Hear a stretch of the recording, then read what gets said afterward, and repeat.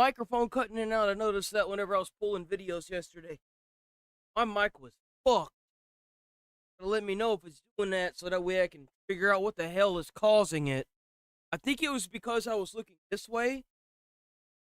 I think, and anytime I like look this way, it automatically like cuts because I'm not looking at it. I'm gonna try and like lean this way. That way I'm talking directly in the microphone. Let me know if that bitch is doing that again, because I need to correct that before it even started. That is ruining some of the videos. I had a comment that was like, audio's ass, and I'm like, I know. I don't know what's causing it. Microphone just decides it's gonna do what it wants to do now, I guess. Could also be that the cord's a little tight. Hopefully this. Hopefully. I keep looking. See, like my audio stuff is down here, so if I look away from it, then it like fucks me.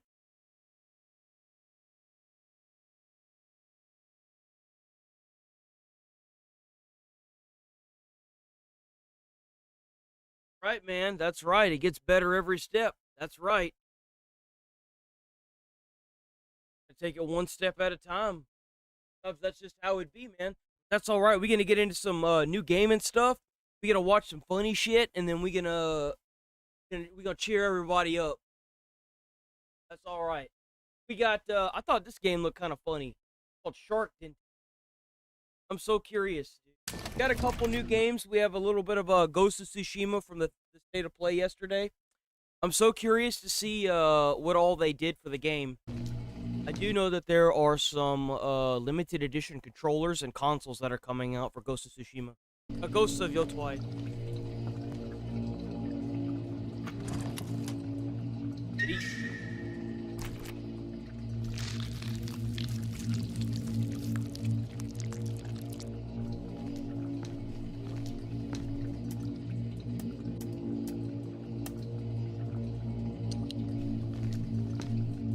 Oh, she gonna get snapped up. Watch. Oh, wow. That's detailed. What is that? Ew. No, this is hardcore. Giving me some like Surgeon Simulator vibes.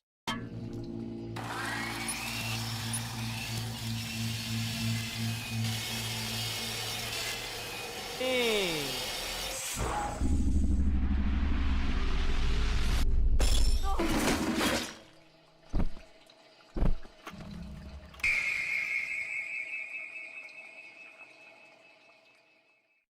I told you she got snapped up.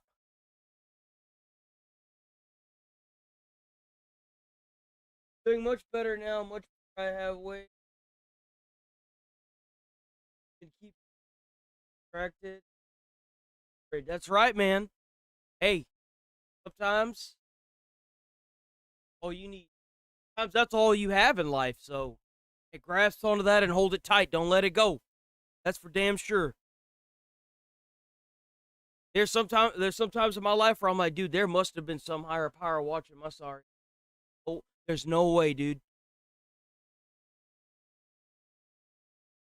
Got the limited edition PlayStation 5 bundle. I guess the controllers aren't sold separately. Kiss my ass, because I'm not buying this. Man, come on. What is happening? Oh, I'm hitting the wrong one. Okay, so go to this. To that.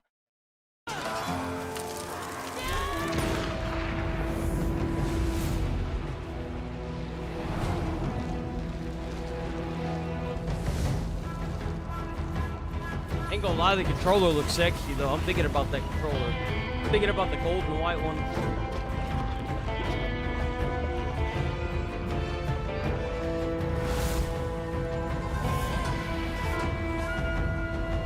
Yeah, there was. Look at that. Doesn't that look good? That looks so good.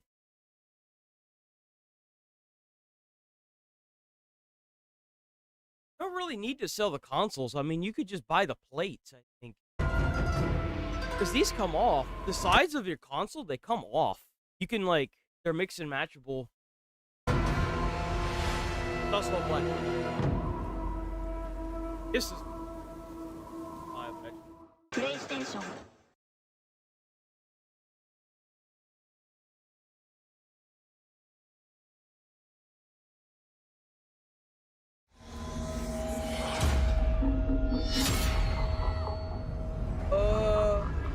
Borderlands? This is Borderlands. I think this was also released yesterday as well. Oh, take that. I'm not gonna buy this game, and we're not gonna be playing.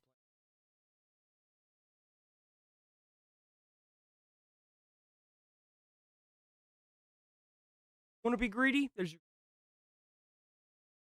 Okay. I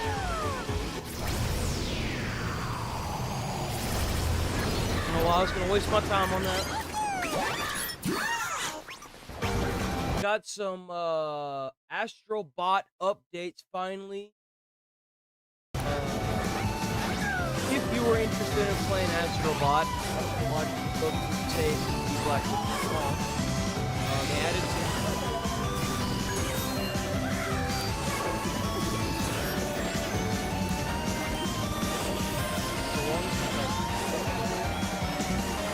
That Cloud was already in there.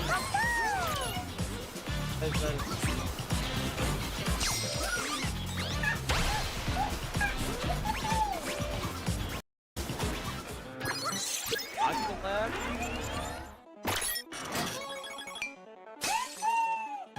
guess it is Cloud. I thought Cloud was already.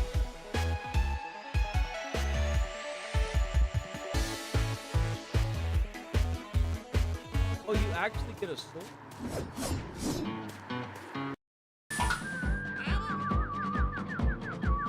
that Tifa?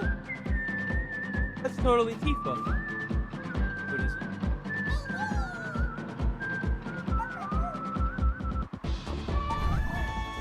Yeah, it was definitely this.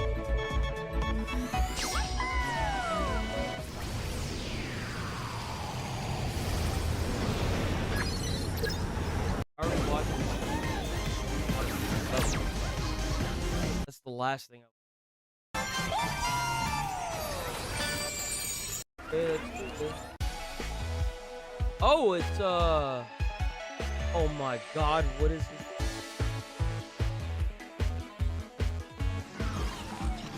I kind of feel like crap now.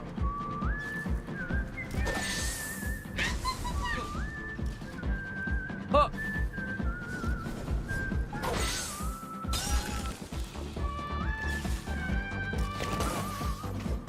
You know what's crazy?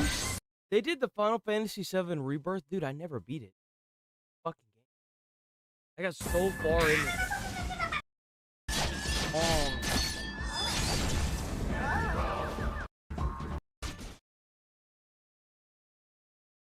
That was it? Lame. Here we go. We got the gameplay from Ghost of Yoko. Actually, I don't know anything about it. I don't know what they added. I don't know what it's...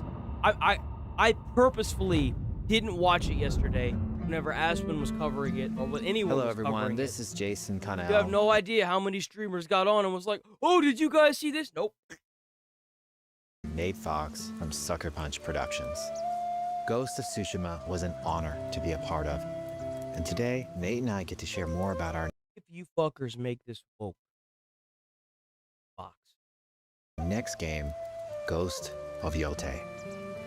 We'll be sharing how we've crafted the game around exploration while keeping Atsu's tale of vengeance front and center. We'll also talk about ghost combat and how it's evolved. And we'll introduce for the first time some new special modes of play. But let's start things off first by talking about a Japanese folk legend, the Onryo.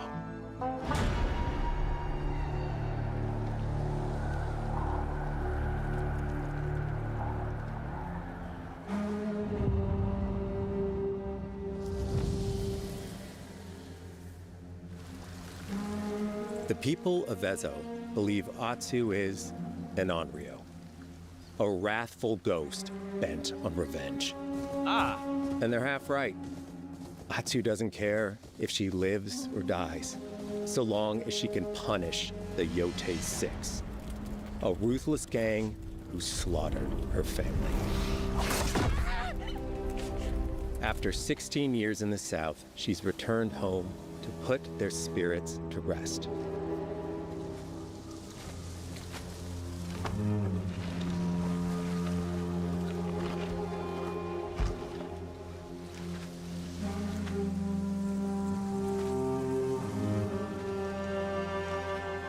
It's warm memories of her family that propel her forward. This bro sound like he about to cry. Are you good, man? I'm over here like he sounds about to cry. When Atsu returns to her childhood home, with the push of a button, you can experience those cherished times.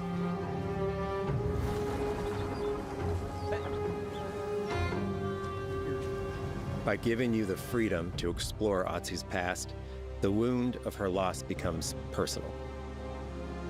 It's that pain that pushes her forward. Hunting down the Yotei 6 is a near impossible task. She'll face 1,000 blades. But the Onryo is relentless, and with each victory, the ghost story around her grows.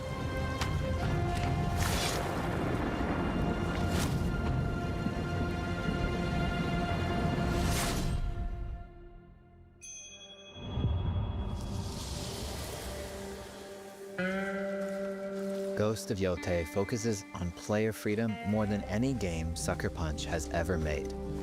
But it's also a game that at its heart is inspired by so many of our favorite wandering samurai films. So let's start off by talking about exploration at the edge of Japan.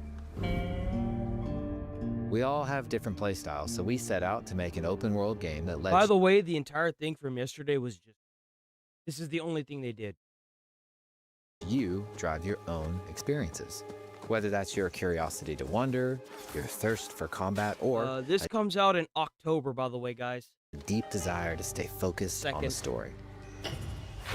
As you explore, there's an underlying clue system that invites you to new adventures in new areas of the game that could be appealing to you. If you interrogate an enemy, choosing to ask about the Oni, You can interrogate enemies now? That's new. you could uncover a landscape scarred by fire with more bold, samurai-like enemies to fight and abilities for Atsu to learn.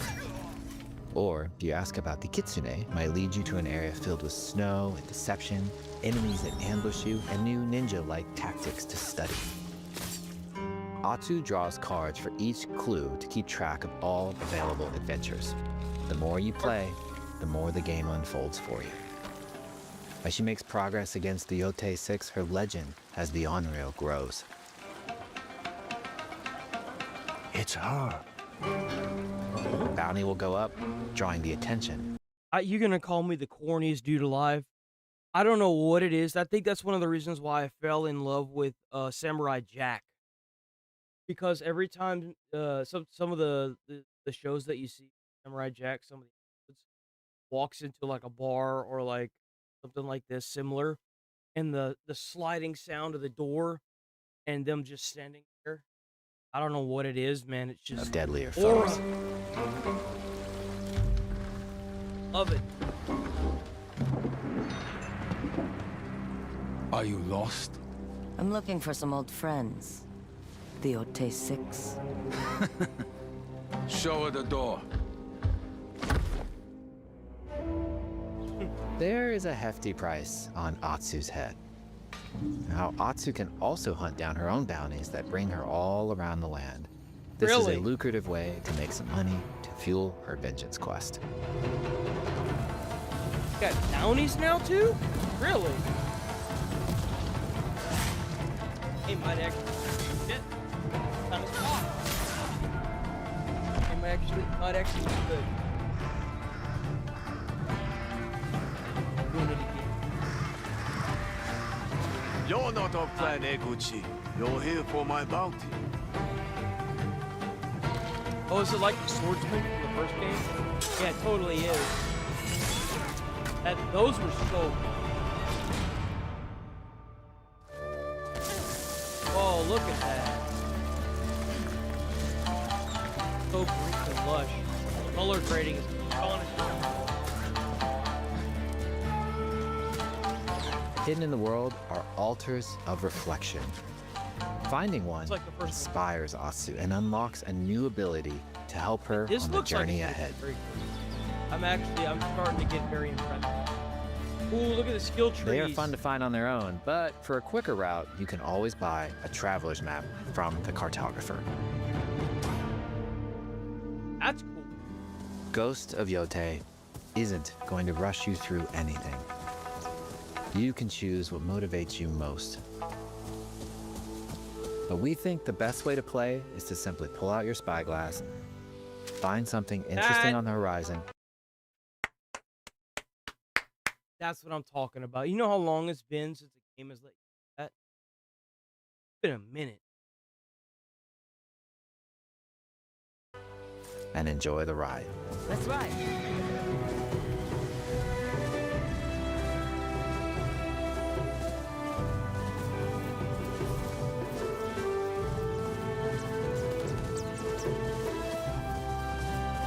So pretty.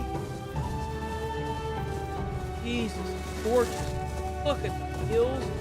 Oh, look at the painting.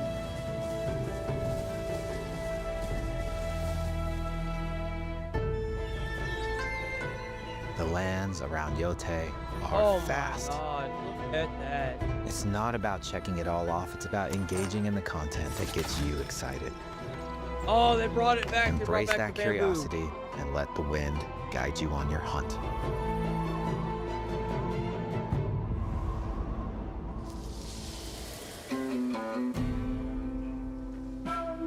Ezo is a dangerous place. Atsu always wields a weapon. As for which, that's up to you. Will you choose a katana, spear, a surigama, odachi, or dual swords? Each is uniquely Choose. effective against a particular enemy and has their own set of upgrades to discover and master. Plant Saito banners.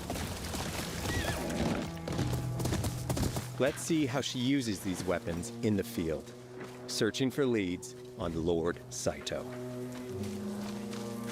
This is our food, from our soil. The soldiers needed more to free you. Free us. Inokichi steals our crops while our families starve. Atsu's no samurai or ninja. No. She's a lone wolf mercenary who'll Please use pick the every spear up. advantage, every dirty trick You can throw to it. win a fight. That's pretty cool. So you can pick their weapon. That was his weapon. Combat has the feel of a classic samurai movie. Oh,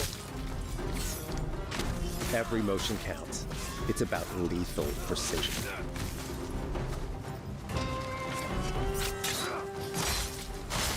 one of the features that I'd like to point out in this game is I played it in the hardest difficulty. So, in the hardest difficulty, you take more damage, and so do the enemies. So, like, if you time your strikes right, you can pretty much two-hit any mob in the game. And I really appreciate that. It keeps you honest in the game itself. It makes the like NPC AI and you both have to like really think about what you're gonna do as far as steps. Probably one of the best, hardest difficulty games I've ever played. It didn't feel like the enemies were turning into like mob sponges. It just felt good to play in hard. If an enemy swings hard, Atsu can lose her weapon. I But don't if like she's that. quick, she can disarm them. I don't like that you can get your weapon knocked out of your hand. I don't like that at all. Choose the right weapon for the job. To fight a massive enemy, her huge Odachi blade is best. Oh, that's a huge sword.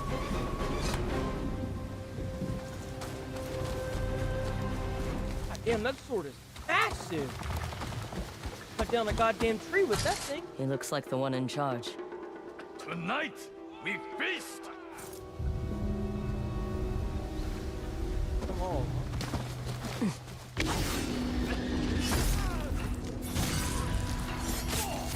That is sick. Blades are great, but ranged weapons work too. That And is Atsu's got incredibly an sick. arsenal. Oh, you got a gun now. Look at that. Bounty Bro hunter, just had his shit blown out. a ghost. Thrown weapons like kunai, bombs, or even blinding powder can give Atsu an edge. So you get like all this. When enemies switch weapons, you'll have to adapt. They switch Dual weapons swords now. are best against spears.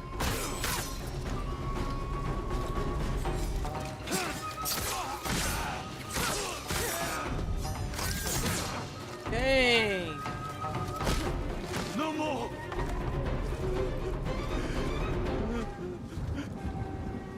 Tell me what you know about Saito. Oh, so this must be like- Atsu doesn't always fight alone.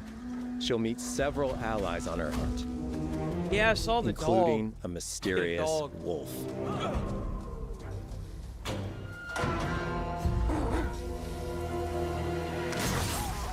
Okay. Whatever you say. Atsu can set up camp under the stars of Ezo. But she's not always alone. Hey, friend. Share your fire with the traveling peddler? What are you selling? A mask said to be cursed with the unpredictable nature of its previous owner.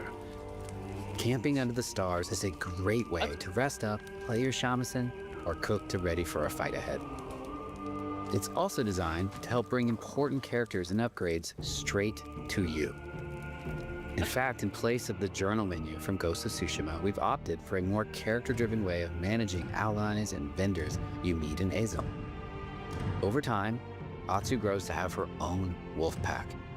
And here, you can keep track of when a sensei might have a weapon skill for you, or when a vendor has something unique to sell. That's awesome.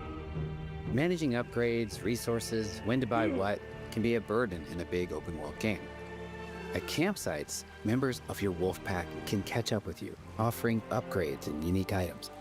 This helps ensure you have every opportunity to upgrade and prepare for Atsu's vengeance quest ahead. You don't have to leave where you're exploring, the game comes to you. Well, we got customization now, huh? While exploring Ezo, you'll discover all sorts of new armor, charms, and gear. Perfect for building up Atsu around your chosen playstyle. Are you stealth, ranged, or melee focused? That Find- armor looks sick. Hold on, Stealth, wait a minute. Ranged, or melee focused? Oh, that looks sick.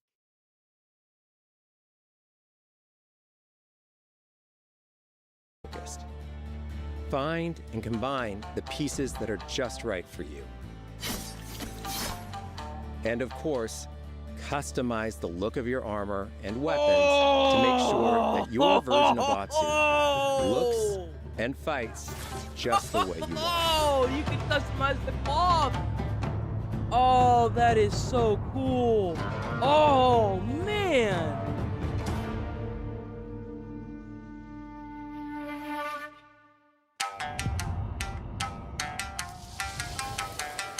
The score of Ghost of Yotei is incredibly special to us.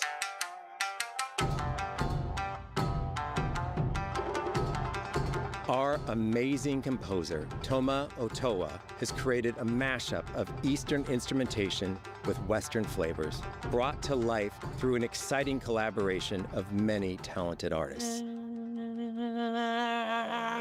でこうダウンビートまで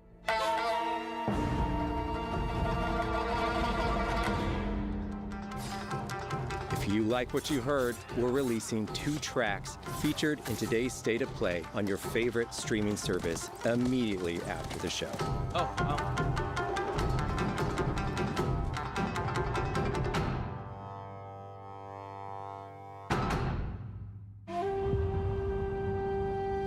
Oh, there we go. They said that they're gonna new mode. The digital photography community for Ghost of Tsushima is incredible. We're happy to have photo mode back in Ghost of Yote and I look think you forward could to play the whole game in like black and white as well. I know that that armor at the top right. The first game you could play the entire game in black and white samurai mode. seeing photos from your journey across Ezo.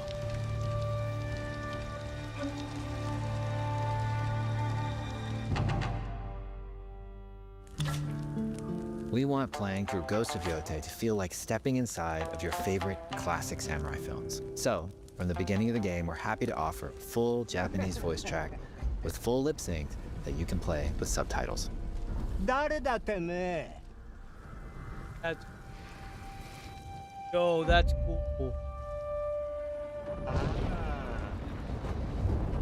生きてたか狼の姫一人残らず息の根止めたと思ったまた会えたな刀鍛冶の娘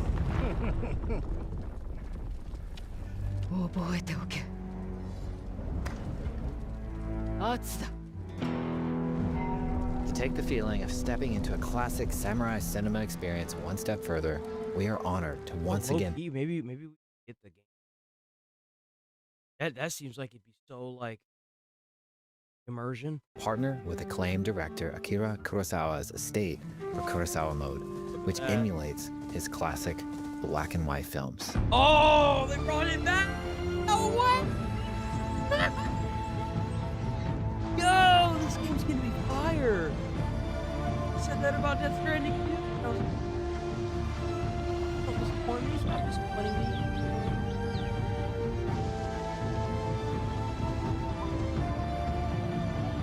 Oh, pity. For Ghosts of Yote, we wanted to celebrate 2 other influential directors who have had an impact on the genre as a whole.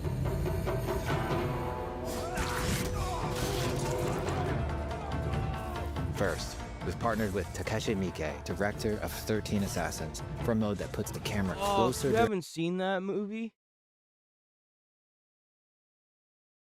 definitely recommend. in combat for a more intense, raw experience along with increased mud and blood splatter. And lastly, we've partnered with the director of Samurai Champloo, Shinichiro Watanabe. Turn this mode on to listen to some original lo-fi tracks directed by Watanabe himself.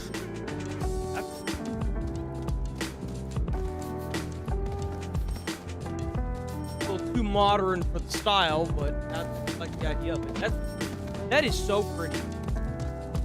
Bro, the colors in this game. Oh my.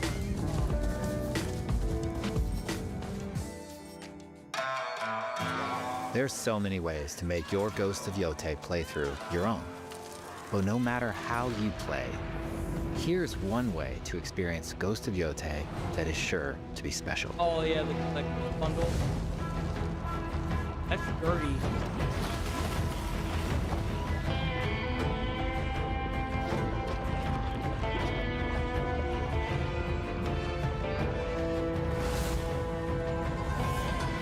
Oh, the controller actually has divots where the lines are. That's kind of cool.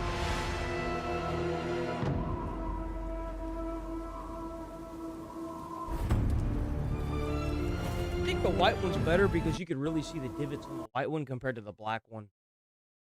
The divots are more pronounced because it doesn't have that backdrop of black on it. That's just my opinion. Today, you've got a glimpse into Atsu's hunt for the Yote 6. It's so Forge your own path while discovering the secrets of Ezo. To survive, you'll need to master a variety of weapons, using lethal precision to overcome the odds and take revenge as the Onryo. Ghost of Yote comes out on October 2nd. I called it. Thank you so much for watching. Wow, that is. I have high hope. Get upset.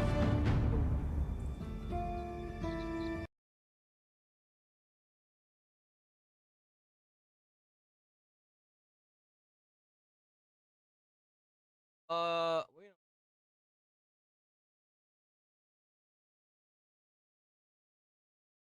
Watch Lane mess with his grandmother.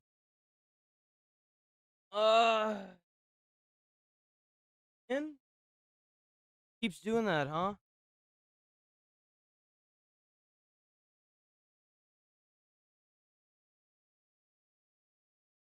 I even have a voice now. What about now? Is it still doing it?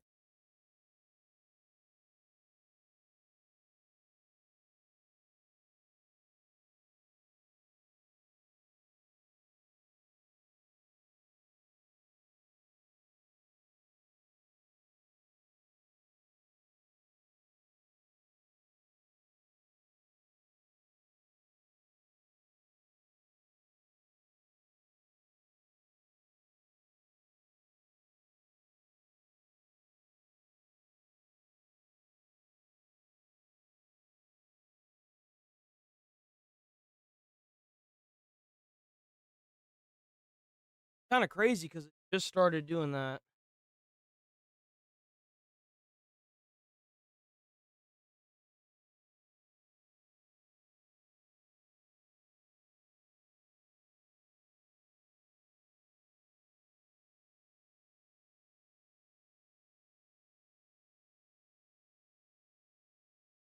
Sucks.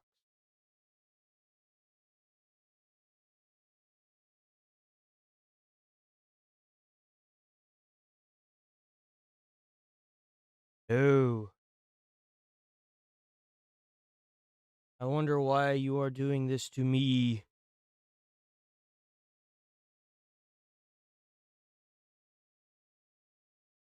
Let me know if it starts doing it again. It seems.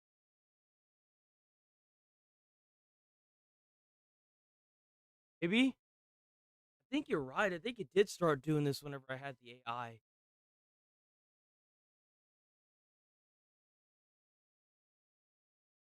Let me know if it starts doing it again. Sound like it's doing it.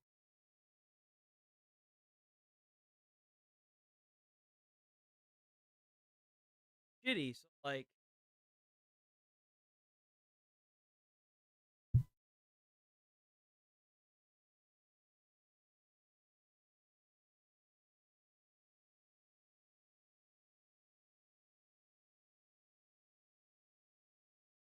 it could also be that the PC had an update and so did OBS as well. Right around whenever I got, I think, like, and also keep in mind anytime I look this way, it fucks the audio as well. See if this works. Microphone right in front, facing.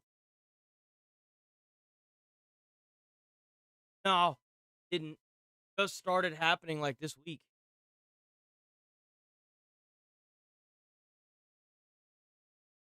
Watch that one. Watch that one. Angry friend gets covered in flour. Watch that. Grandmom, say sa e ya. Sa e ya. Now why don't you bother with that shit? Grandmom, say sa e ya. Sa e ya. Oh my god, dude. Grandmom, say sa e ya. Bro, he's gonna go to hell for what. One, two, three. What's the number that comes after 4? 4. Well, what the fuck? I said 5. You said that before. I told you to repeat after me. I did fucking repeat after you. All you had to do is just repeat the words that I said. You know, you a stupid motherfucker. You didn't fucking say that. I said repeat after me. Oh, well, I guess I'm stupid then. Oh, That's disgusting, motherfucker. is it still going in and out?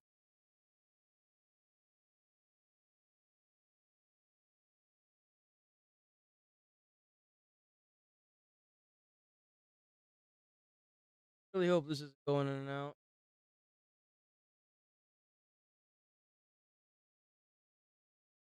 I don't know. I don't know what could be causing it.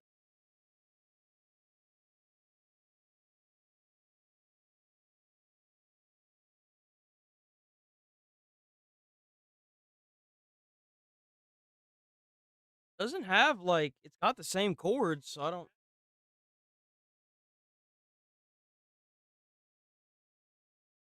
hear it right now.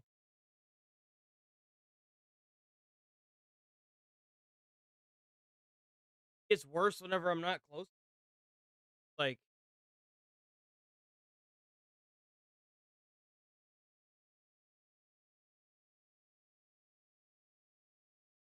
if I get like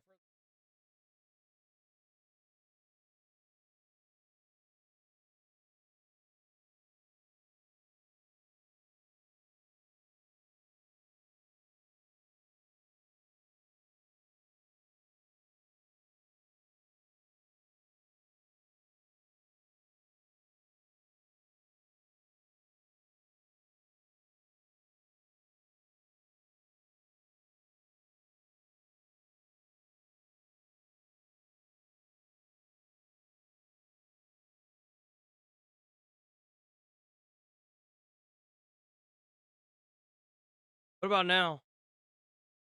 What about now?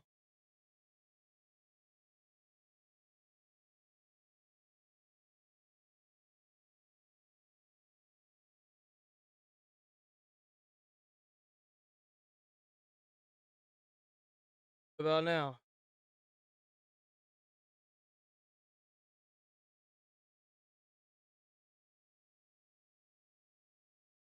Who? So weird. Maybe the microphone's dying. That's kind of trash. So if I like lean it back here, oh, it's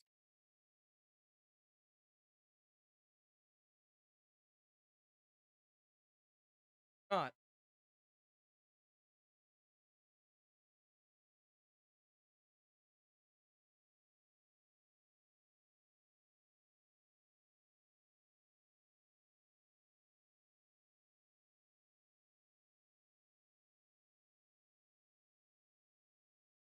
I messed with I might have hit maybe knob on the back. The only thing I can really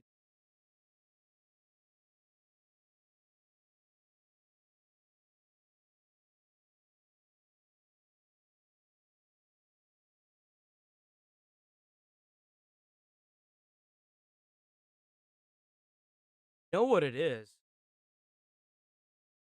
I think every time I turn away from the microphone, it happens. Doing it.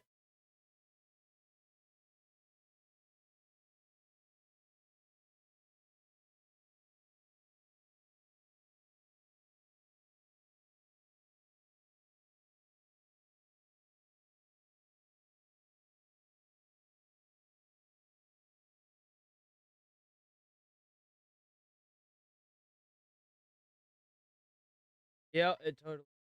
So that means that if I'm what about right now? As long as I'm like looking forward, I bet it's working.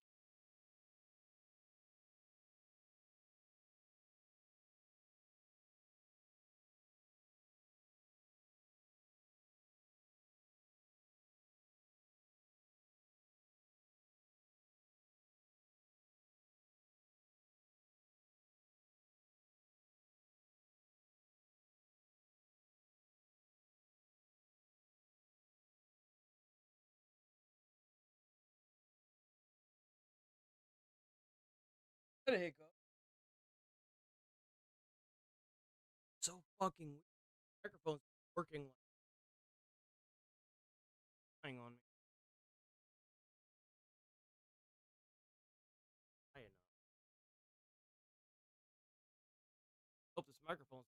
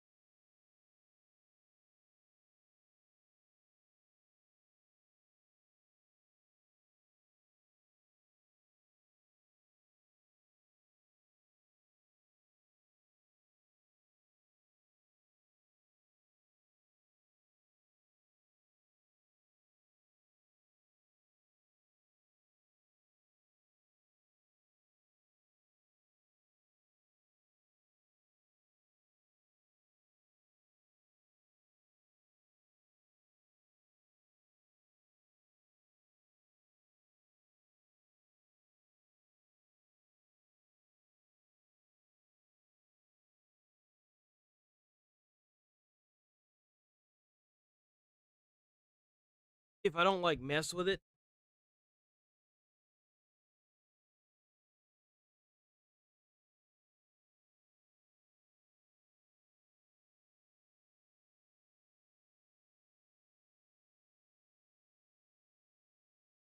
Word actually. Word does seem to be really loose.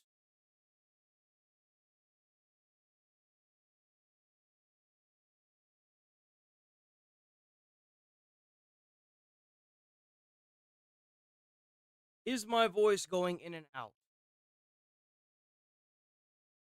Okay, seems to be okay. I just gotta not touch the mic.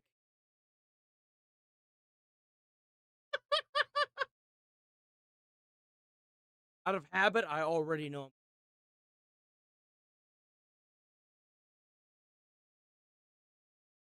Already know I'm gonna touch the mic. Don't touch the mic. Fine. Don't touch the mic. Eat this! Sorry, Oh, I forgot God. something. I'll be right back. That's just...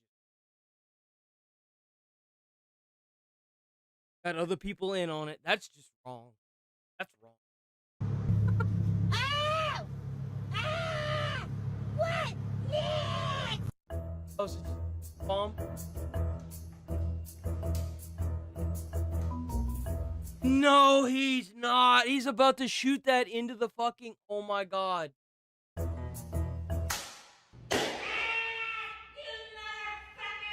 Scaring grandmom with my Lambo. Bro, what is the color of that? It looks like electric blue. It's disgusting.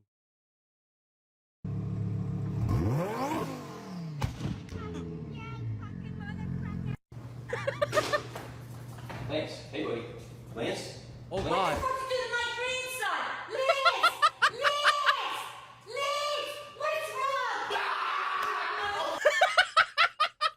Oh, dude, that's wrong. Oh my god, that's... I put poppers on my grandmom's Yo, sandals. yo, have you seen that prank? So, like, get the poppers, the ones that you throw. Poppers. Put those on the bottom of a toilet seat. And then someone sits down on it and it pops. So funny to watch, man. It's wrong, but it's...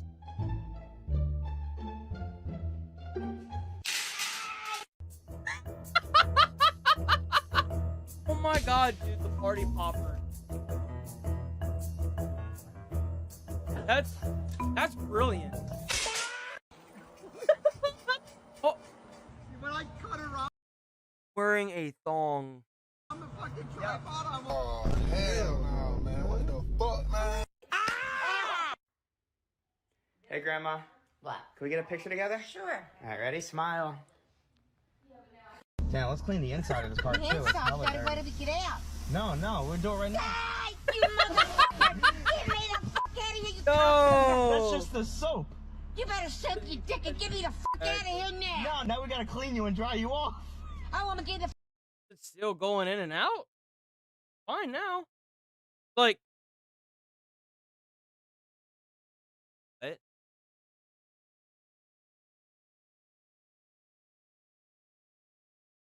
Oh, what?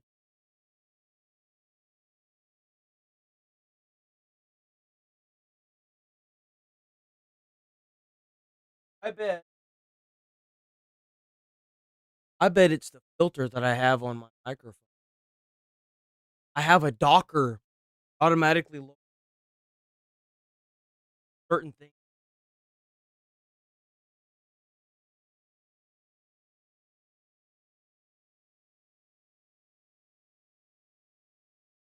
Good.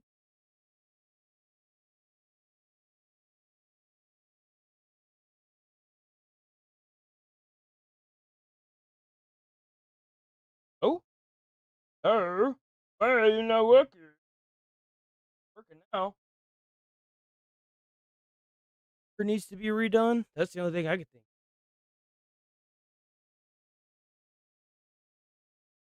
Seem fine now. You know why?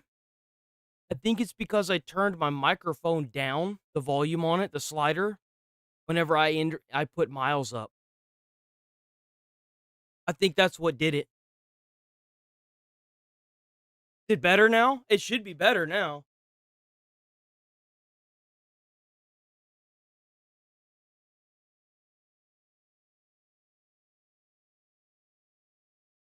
It was in OBS. Actually be a little loud. You know what? If it's fine, I'm going to leave it. If it's too loud, let me know and I'll lower it. fucking rinse now. That's why, like, if my voice peaks, it's too loud, I've got a Docker to, like, kill it. So if I lowered the volume on the microphone in OBS, it automatically lowered it. So I think what happened was, because I lowered the microphone so that your miles, it fuck with my. Let me have from my fucking wig up, you motherfucker! I can't stand you. I really hate your fucking guts. Wait, now it's gonna You're coming in and out. And you. My ass is wet. Even my taste is soaked.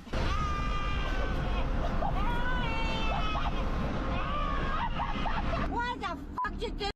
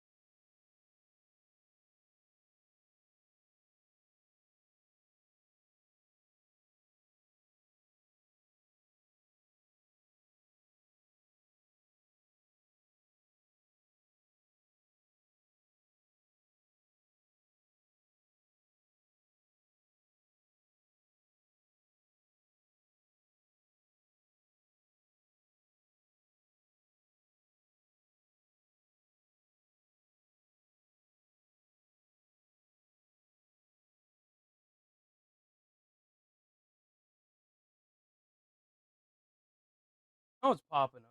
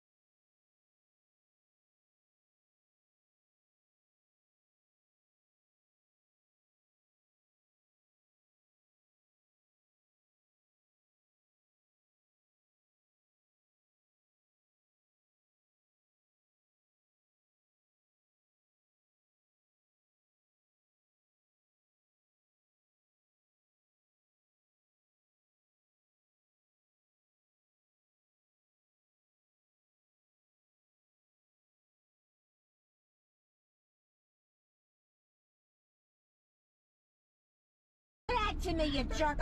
Why didn't you roll up the window? It wouldn't fucking go up, you strapper. It's because I put child lock on. Alright, let's go again. No! No! Are you fucking serious? You're doing that right in front of me? Somebody's calling me. I ain't do nothing. I'm done with you. You're a fucking asshole. Ah! What the fuck? You jerk. Where the fuck that come from? Huh? I'm more fucking wet. Is the ceiling leaking? And maybe it's fucking apples go. Ah! Ah!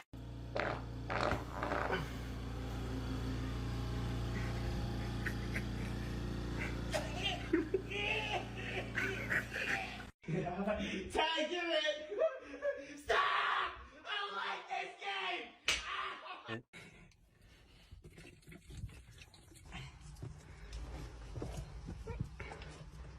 What? Okay. Oh, so much better. What the fuck? Dude, what is that? It's markers!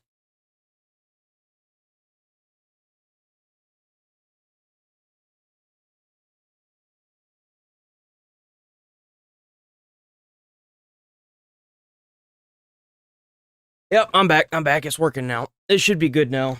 It was the dial on the back of the microphone. Can you hear me? Is it high? Here, I got you. Oh, damn, it is high. Let me turn it down. Low. Oh, that's actually picking up everything now. It was the dial on the back of the microphone. I was like, dude, there's no way. I treat this damn thing like solid gold, man. There's no way. And it get bunched every now and then because it's always in my fucking face, but I guess somehow one of the dials on the back got hit. Yeah, no, Nigel called it. He called it. It was one of the dials on the back. Are we? We really close to the mixer? Bro, you're killing it, man. Let me see. Let me go to Throne.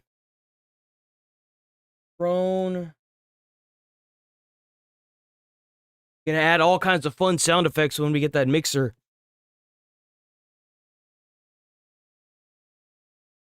Come on, you can do it, Throne. Man, why does it take so long for Throne to load? I'm not gonna lie, I was getting worried. I was getting worried that I was gonna have to worry about trying to figure out how to finagle a new mic, dude.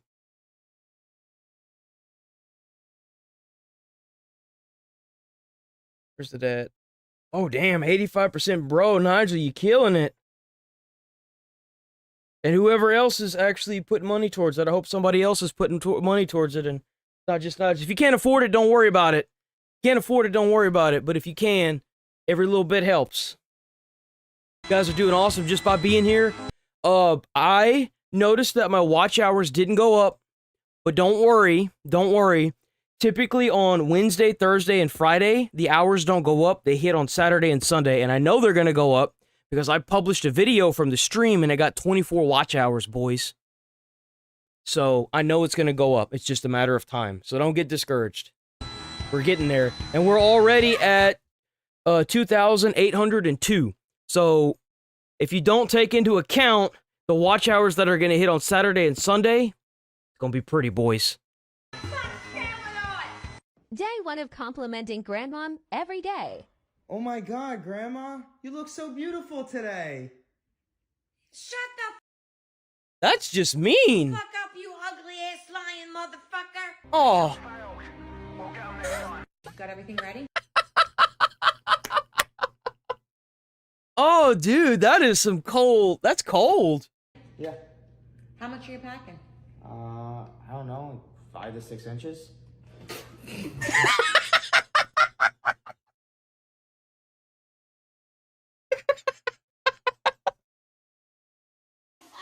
Grandma, right in front of you, there are a bunch of different flavors of beatbox. If you get the flavor wrong, there's gonna be a big consequence. Oh shit.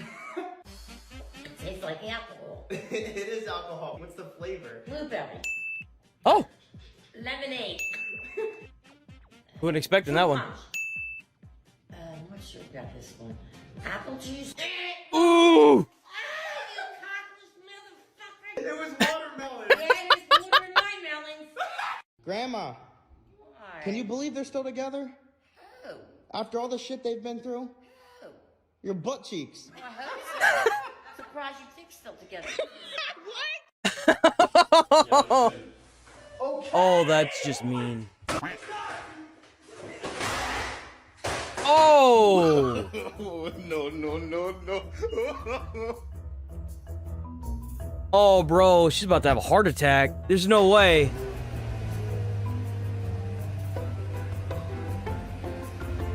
Still peeking? It is. Damn, that's loud. Put down just a tad more. There we go. Grandma, let's get this picture real quick. Okay. You ready? Smile. Awesome. Oh, it turned out nice. What the fuck? That ain't fucking me. That's Baskin Robbins. Yeah, bro, you want a bite? Nah, I'm good. Alright.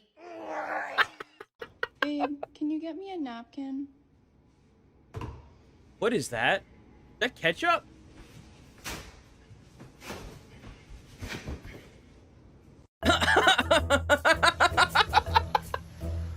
Oh my god.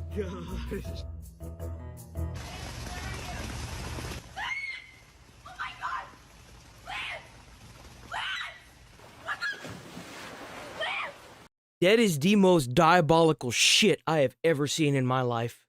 That is just stone cold mean, dude. That is just awful.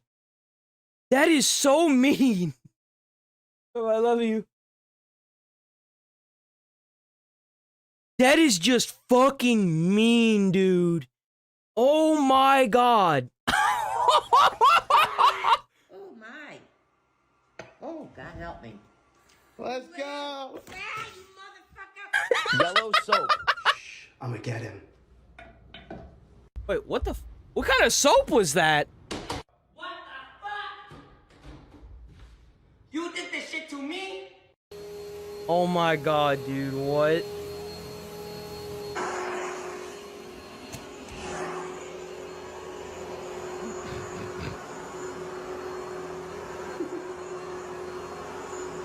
How many of y'all wives or girlfriends would do the same shit? At least she might have actually figured out that it's cooked, but Get ready with me while we break Grandmom's iPad. No! Not again, you motherfucker! Give a kiss. Ew! That's nasty! Let the dog lick your dick, I mean your tongue! Hey, babe. Hey, some girl came up to my window, and she said if I made out with her, she'd give me a $100 gift card to Olive Garden. What the fuck? Isn't that weird? Why would she ask you that? I don't know. Look, do you see her? The girl in the pink dress Which right over one? there. What the Right fuck? there. Yeah, What is this? that's the Olive Garden gift card. Why would you do that? What do you mean? We're fucking engaged. Why would you do that? I love Olive Garden. Are you serious, babe? What? The fuck's that for? What's on your face? I don't know what's on my face. What are you talking about, bro? Oh my god, dude. Oh my god. Bro's about to flip shit. That's what I did. Me and Noah. I didn't do that. So what is that? I didn't do that. Oh, so you just magically got lipstick on your face?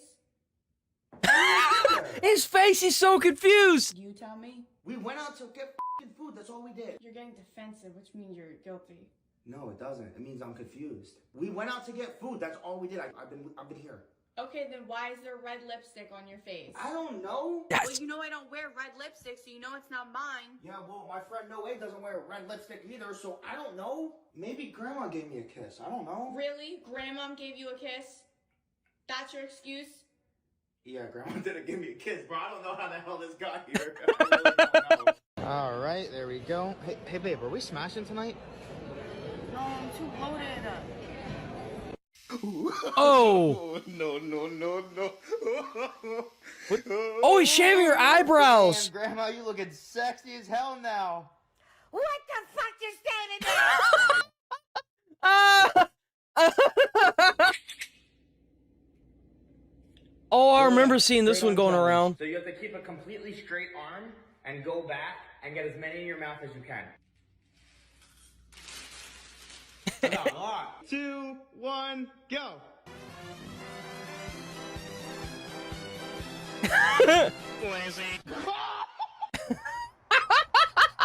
Nice Lamborghini. Thank you. After you. Thank you. My ex had the fake one. Oof. So what do you mean his car was fake? Well, your doors open normally. His went up. Oh. It was almost like it was broken. Yeah, that's weird. And also, he had like a rope right here. It looked so cheap. Instead of the door handle? Yeah, it was so cheap. Yeah, I mean... I think that means that it was a more expensive car. Yeah, that's weird. And then I like how yours is plain right here. His had like letters right here. It said Veneno. I don't know what that means. Veneno? Yeah, I Veneno? have no idea. I did not like it. Lenino? Lenino? What is a Lenino? Get out. What? What's a Lenino? I don't know what that is. Lenino Lamborghini.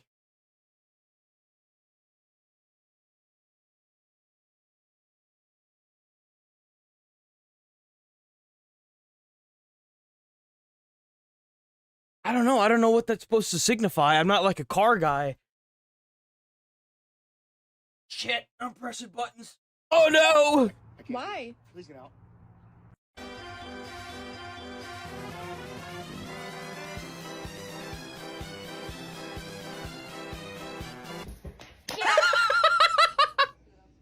Okay. Yeah, that's gonna work.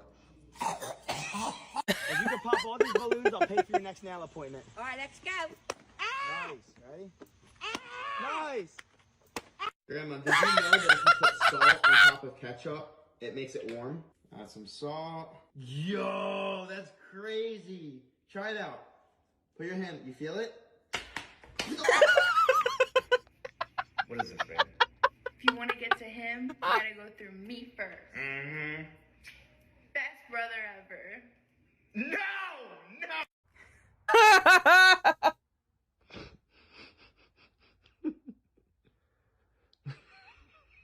Jesus Christ. Record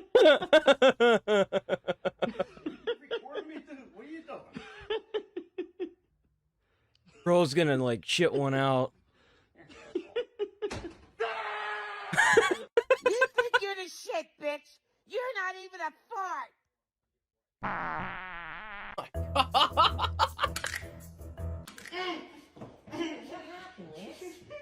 What happened? Are you okay?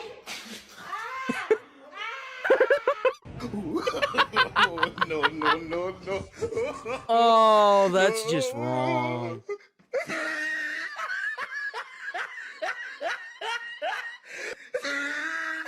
Grandma, Oh. it's called to you. It's called. Oh my gosh, dude. What the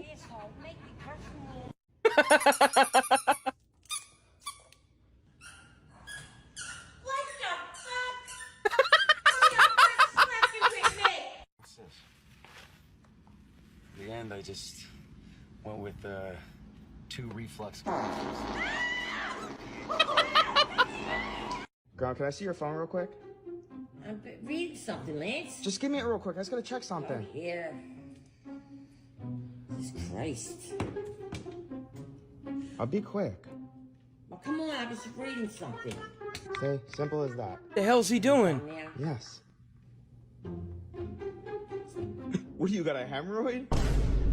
It ain't none of your fucking business what I got.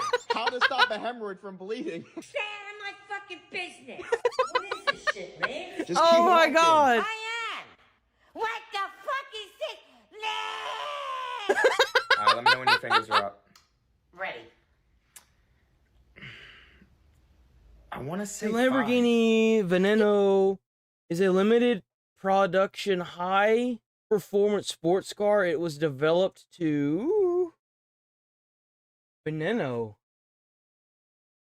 Does he say? He said Veneno, huh? Lamborghini Veneno. Oh, dude, that is a sick looking vehicle.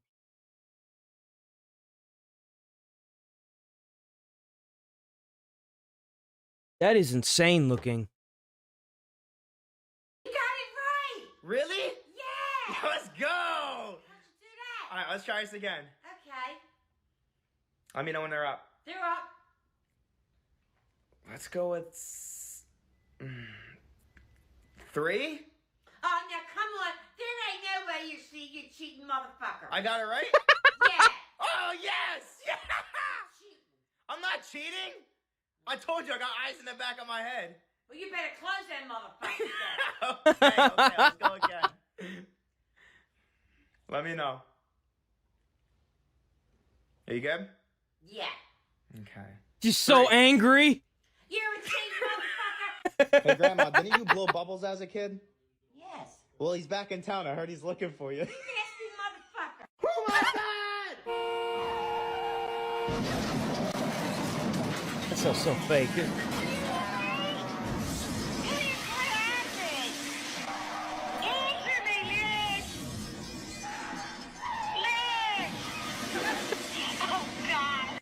He's got this thing ceramic coated and water don't Bro! even stick to it now. What Why? are you doing? I just cleaned the floor. Is that why you're so happy? Do I look happy to you? That is Yeah. disturbing. Grandma, there are 30 cows in a field, 28 chickens. How many didn't? How many didn't? Yes. Didn't what? There's 30 cows in a field, 30. 28 chickens. How many didn't? 4. No. The fuck I know, count. Give me a fucking What? pencil and paper. There are 30 cows in a field, 30. 28 chickens. How How many, many didn't? didn't? Didn't what? Didn't what? Well, didn't what? Didn't fuck? Didn't die? Didn't piss? Shit? I don't know what you mean. There are 30 cows in a field. I actually don't get this. 28 chickens. How many didn't? Didn't what? Eat the chickens. Why'd you say that? 30 cows, 28 chickens. How many didn't? The fuck's that supposed to mean? Do you not understand still? I don't fucking understand nothing you say, jerk off. Fuck your shit. I give up. I actually don't get that one. What? Am I that stupid? Jerk off. Fuck your shit. Is there... I gotta Google this one. I don't get this one. There are 30 cows in a field, 28 chickens. How many didn't? It's a bit of a word puzzle. It states there are 30 cows in a field, 28 chickens. 28 is part of the problem description, not the actual number. How many didn't? How many cows didn't eat chickens, since it says 28 chickens and there are 30 cows? Then 10 cows didn't eat chickens. Bro, that don't make no fucking sense. That is so convoluted. What? I don't even want to, like, try to understand that. That's dumb. That's a dumb one. Are you fucking serious? Lance! What's up? What the fuck are you Dude. Are you fucking serious? Lance! What the fuck are you watching? I'm looking at cars. Dude, oh my god. Oh god, here we go. Oh, I've seen this. Thank you. Good. It is good. Goodness gracious.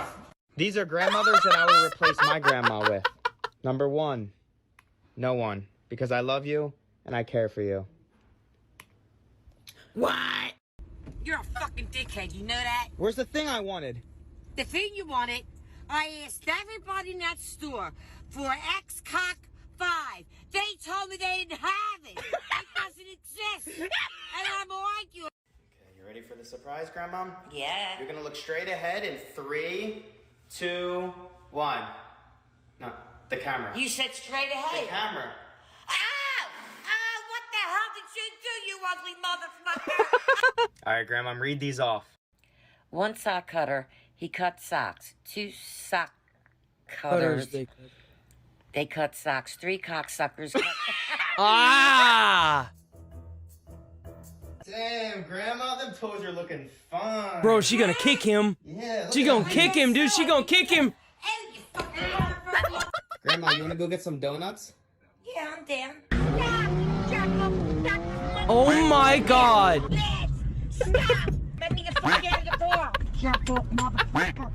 Oh my god, dude. What are you laughing at? I mean, I'm gonna go to the gym.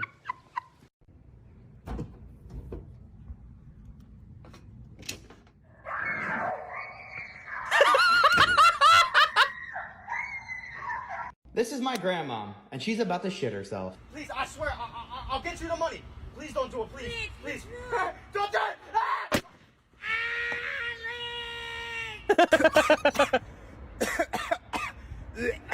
Ah!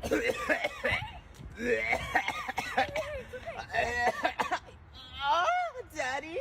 What the fuck, Lance? Oh, Grandma! Oh, that's so funny. It's a computer mouse in a bowl. Help me out, help me out. No! I ain't touching nothing! Get something, get a towel or something. We can trap it. Oh, don't put it near me, Liz! Here. Oh my God. I'll take a It's moving, Grandma. I'm gonna pick it up on 3, What do you want 2, me to do? 1. There's literally nothing in here. They ripped us off. Huh? Look. Say nothing. Oh, I'm taking them the fuck back. Here, let me try it Give on me, you. try it with me. Ah! What's wrong with you? It's that time of the month, Grandma. What, are you bleeding? No, I'm giving away $5,000 to fans. To win this money, you just have to like this video and find out how to win on my Insta. Pool party one again. Oh my gosh. Asshole! Oh, sorry, I didn't mean it. Bro, that would piss me off. You slid in my door for it, asshole! Oh, sorry, I didn't mean it. Hey, Grandma. Hey, my friend's dad absolutely adores you, and I have him on the phone. Can you just say hi? Sure. All right, cool. Hi. He's What? not answering me. Oh, I think he froze. What the fuck did you do in the bathtub? My grandma is terrified of thunderstorms, and since it's raining outside, I put a speaker under her bed, and let's see how she reacts. What the fuck was that?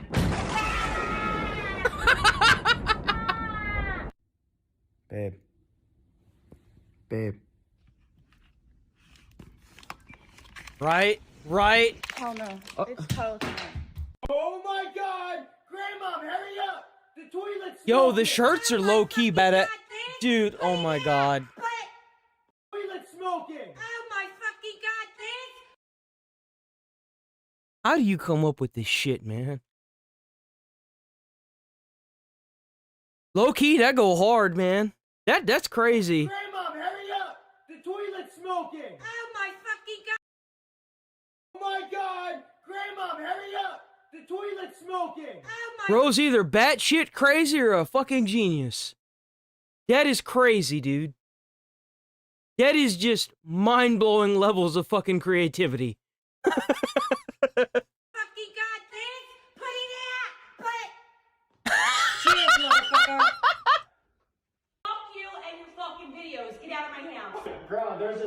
I need you to grab it for me. Get it down now. And if you make it fall on me, I will fuck you up. And I'm not even kidding. Don't let it go. Hold No. this. My first shotgun ever. Julia's teaching me. Yeah. All right. I'm not 3, gonna get this with my nails. 2, 1. Did I do it right? Grandma, you have the chance to win $5,000. All you gotta do is separate the salt from the pepper. You have 15 seconds. Are you ready? 15 fuck? seconds. Hey, no way, bro. That's just wrong. Graham, there's an easier way. You show me an easier way. 3, 2, 1. Graham, you failed. It was easy. Separate the salt from the pepper. That's bullshit. I'll fucking separate it from the neck, you fucking jerk. And I'll take the fucking money. Holy shit. Oh my god.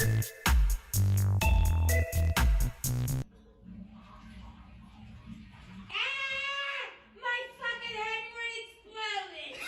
exploded. $5,000 giveaway. It's about time I won. No, Grandma, I'm giving it away to fans. And what do they got to do to win it? They have to like this video and find out how to win on my... Okay, enough of Lance. Let's move on. Let's move on. Lots of stuff we got to cover. Okay, here we go. No, wait, before we start the short... Actually, you know what? Let's do the shorts. Let's do the shorts. For the first time in 21 years, they beat them. The USA Math Olympiad team beats China for the first time in 21... That's crazy. That's actually crazy. Bro, it's got three... It's got three, foreign-ish looking people. Those are Asians, all right. They don't believe in bees. Well, we got an Irish guy in here too, right? And so that's like kind of counts as American. So 1, 2, 3 of them, maybe you know, 4. like yeah, it's the same thing, right? DEI. So yeah, bro, like, the math team has DEI white people. Guys, we can't say that. Gotta have that. You can't do that, all right? What the fuck is that? What the fuck is that? Oh, it's a crawfish. Praise the sun, little guy. Praise the sun. Yo, this is how you should be fishing, Nigel. This is how you should be fishing right here. Instead of getting like $100 worth of like fishing rods and stuff, here you go. This one's free, buddy.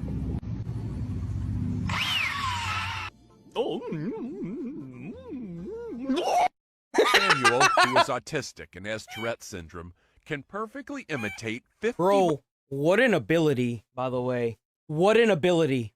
birds. What's the hardest bird to do? Probably the barn swallow. How's that go? Do you ever think you might be a bird? Yeah. The guy in the back is fighting for his life. Go back that he's... You want to see that one again? We'll play that one again. Right here.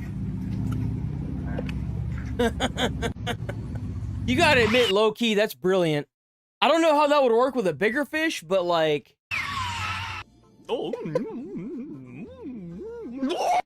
Samuel, who is autistic and has Tourette syndrome. The guy in the back is fighting for his life. She comes in, and she's already uglier than a mud fence. Oh my god, this sheriff is like... This sheriff is a legend, by the way. Bro's got... And then, as you start to engage, you find out, hey, this dudette is a dude, and look what he really looks like. Yeah, he looks like he should have been in a Scarface movie someplace. I don't... This is what's happening. People What a think they're getting legendary this. human being, this guy. He's even got the guy in the backdrop lap. He's smiling, dude. And many times It they're can't- getting a really bad guy. Yeah. You know, you try to It's the drink next them pretty, morning. and you wake up the next morning, God. and you see this. Yeah, that's what we call Rolex ugly. Bro, this is the sheriff? Oh my god. Rolex ugly is you wake up the next morning, and they're laying on your arm, and your Rolex is there, and you just chew your arm off and leave the Rolex. You just got to get out Oh of my god!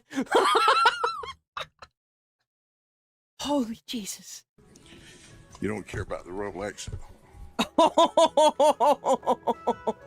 Oh my god, bro! Like, this is the from Polk County in Florida. Bro, Florida's not messing around. Boys. Yo, low key, this would be me if I was living in Louisiana right now. I kid you not. I kid you not. This would be my life right here. Fighting a damn gator with a freaking trash can.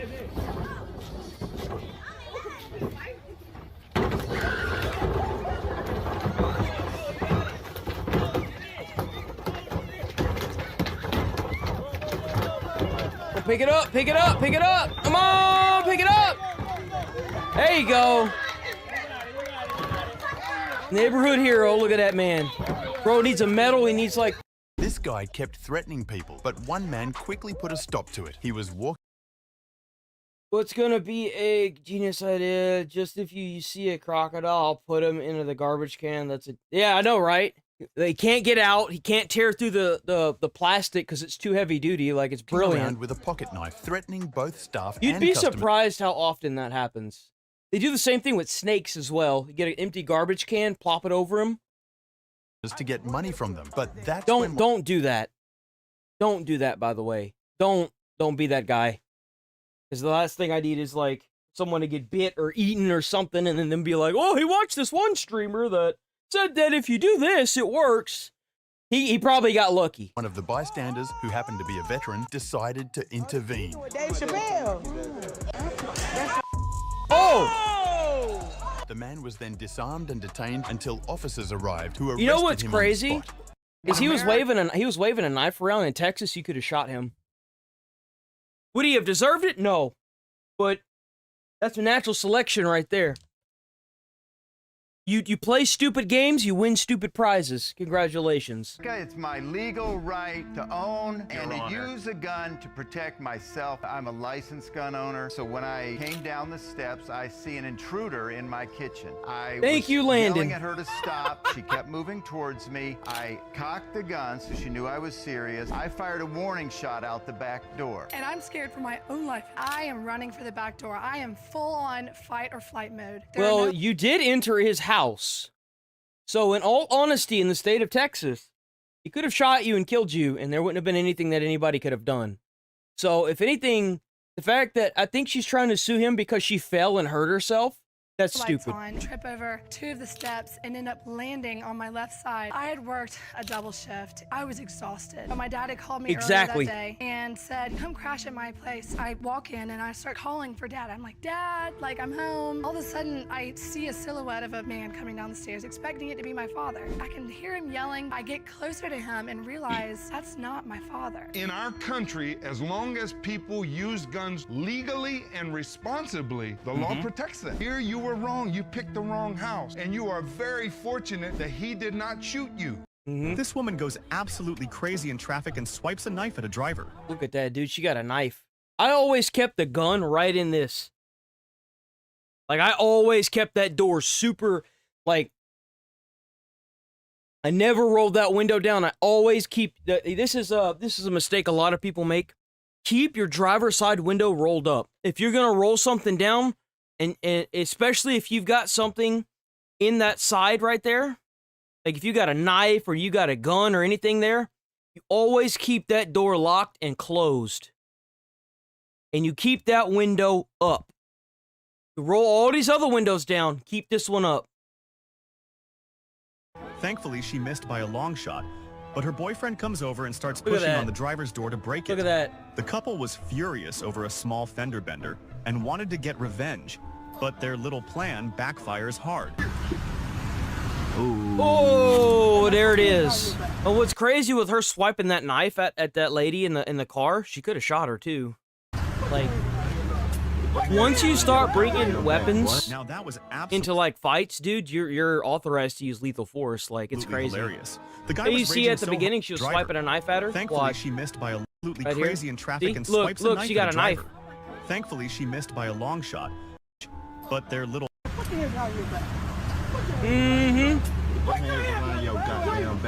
Now that was absolutely hilarious. The guy was raging so hard that he didn't notice the cop behind him. Good. Both of them were arrested on the spot. I replaced Yeti's hemorrhoid cream with Gorilla Glue. His bum cheeks are gonna be stuck together for weeks. That's just wrong. It's AI, but it's... Bro, they cracking down on this AI stuff. They are cracking down hard on just the AI videos. I'm gonna fucking explode. I'm gonna get revenge on that fucker. I swapped his vitamins with laxatives. Well, I'm aiming for 11. That's kind of the goal, is to aim for at least 11. It depends on how fast we get through this stuff, His though. ass is about to become a garden sprinkler. How you feeling, bro? Boom Morphia again? Stand back! I'm about to bust! Again? I don't think I ever tried Boom Morphia. Hello? Oh, damn. See that? How do you even manage to flip a car like that? Barely hit him. Hello? Pop. Hey,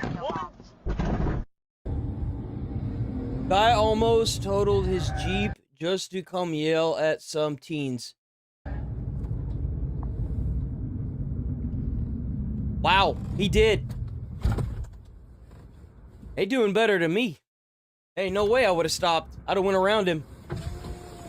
I asked you to pull over. Who the hell are you? Yeah, I wouldn't have pulled over. You know why? Because you're not the police.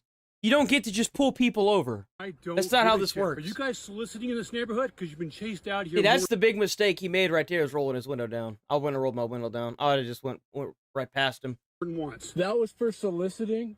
Or you guys been You soliciting got your yourself fucking killed. I'm picking up our guy. What is this? Giggity, what's wrong with her I had a chin? boy about the same age as me turn to me and say, "Ew, what happened to your face?" That's what I just did. And I looked him dead in the eye and I said, Giggity, giggity, giggity. All right, check out our new product. The color is bright, hanging in your store will attract more customers. Giggity. Bro. Oh my god. For a second, this is gonna sound so bad. I actually thought that was her. That's why I didn't react for like a full second. I was like, yeah, okay, that's about right. Yeah, sure. And like she's like facing towards it. Yeah, I didn't even think about this at all. That's just I thought so mean. too. I was like, wait, what is oh Bro, so tell me why the YouTube shorts can be over 2 minutes now. When did they start doing that? I get it, yeah. Honey, let's get married! Welcome back, soldier. Oh god. Don't worry, the vaccine has no side effects. Yeah, I found a couple that were like a minute and some like change.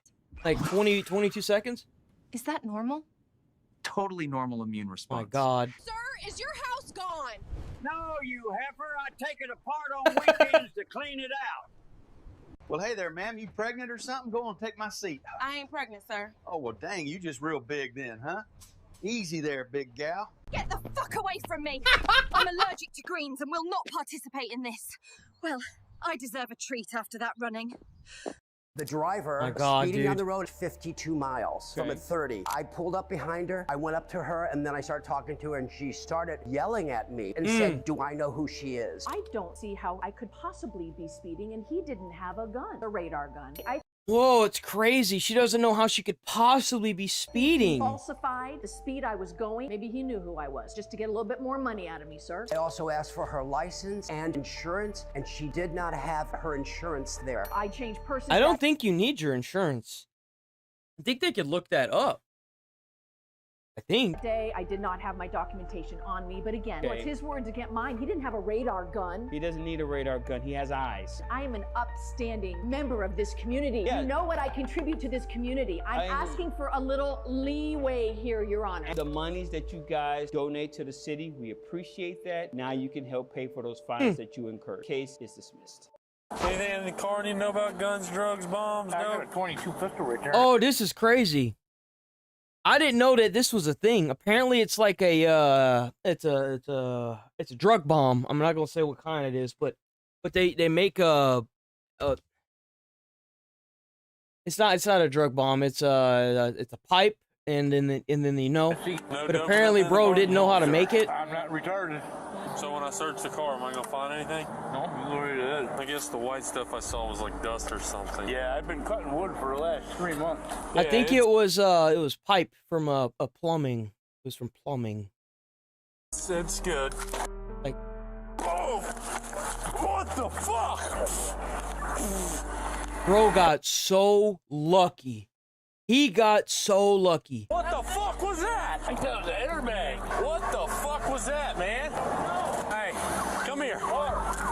No, fuck you. Put your hands behind your back. I don't know what the fuck that was, man. Fucking I wouldn't take nothing he's got. Fuck. I don't know what the hell that was. What the hell was that? Fuck if I know. How the fuck you think I would know? This entitled Karen got pissed and abuses the baby, but in the end, Karma handled it well. It's a baby. It is a baby. Don't bring your baby in the. You're yelling at me, God. You can't just yell at somebody because their baby is crying, dude. Everyone wants to. That doesn't give you justification to do it. It just makes you a terrible human being. Just because they have a child doesn't mean they can't just go and do things. It's a restaurant, for God's sake. So I'm trying to tell you, if you plan on finishing your dinner, sit the down and eat. Even the restaurant owner Right? and other customers started to shut the Karen down, but she wasn't having any of it. But what happened next was truly satisfying. You're a ignorant. I'm not. We're gonna get everybody's food to go, and you're all gonna. I'm just trying to get up out of my seat. She wouldn't let me out of the seat, and she knocked back me. If we stay, people are going to jail. Okay. Oh, that's so You cute. see? Let's not do this. A few inches later. Oh, going to jail. Enjoy jail. Bye-bye. Is this what I think it is? Well, I guess you're about to find out now, aren't you? This is jacked. I think this went viral. This is jacked, man. Watch this. I'm gonna remember this day for the rest of my life. Hi, my name. I think it has. Hi, my name is Jennifer Boyd.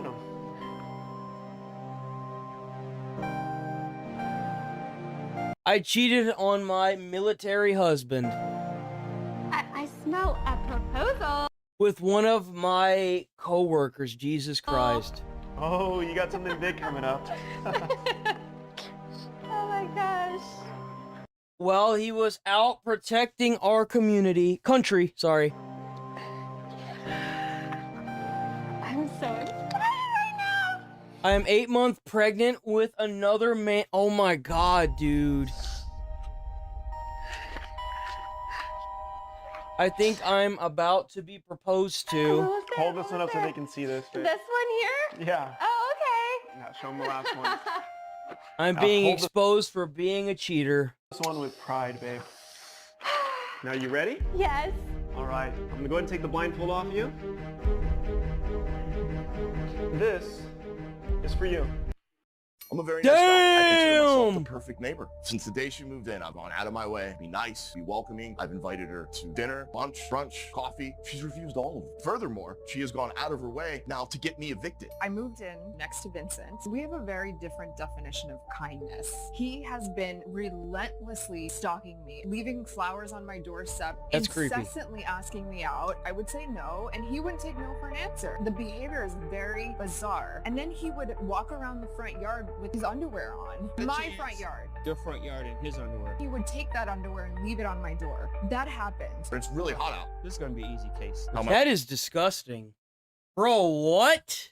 $8,000 that you requested, I'm going to deny that. The $5,000 you requested, because I can imagine having a guy walking in front of your house in his underwear. Pretty sure that could be stressful, so I'm going to grant you your $5,000. Case is dismissed.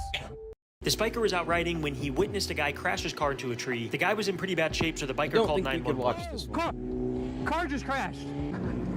Hold on. Hey. It doesn't look like it got taken, so. What the f is happening? I think he's drunk Don't go driving, dude. anywhere. Dude, you're bleeding. You're bleeding. I got him. Call 911. Hey, I just watched a car crash on the main road, and now he's running. He didn't crash into someone. Okay, now he's finally pulling over. I am okay. Yeah, but you just like smashed your car. You gotta. Jesus, man, his car is totaled. There's no way. Gushing blood from your forehead.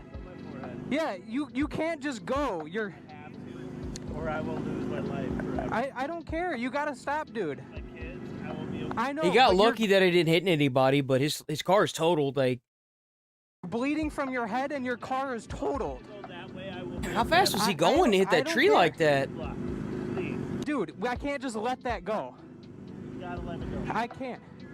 The business in front of me is Bebop and Bundles. I do not. Oh, he's running again. What is this? Gay furry pride. Bro, this car is like everything, everywhere, all at once. God, this car has literally everything, bro. Like, Jesus. American flag, Israel flag, the Ukraine, I think, flag, Trump Vance, Team Trump, the gay pride flag, the British flag, the proud furry flag, It's two furry British flags, pride, I think.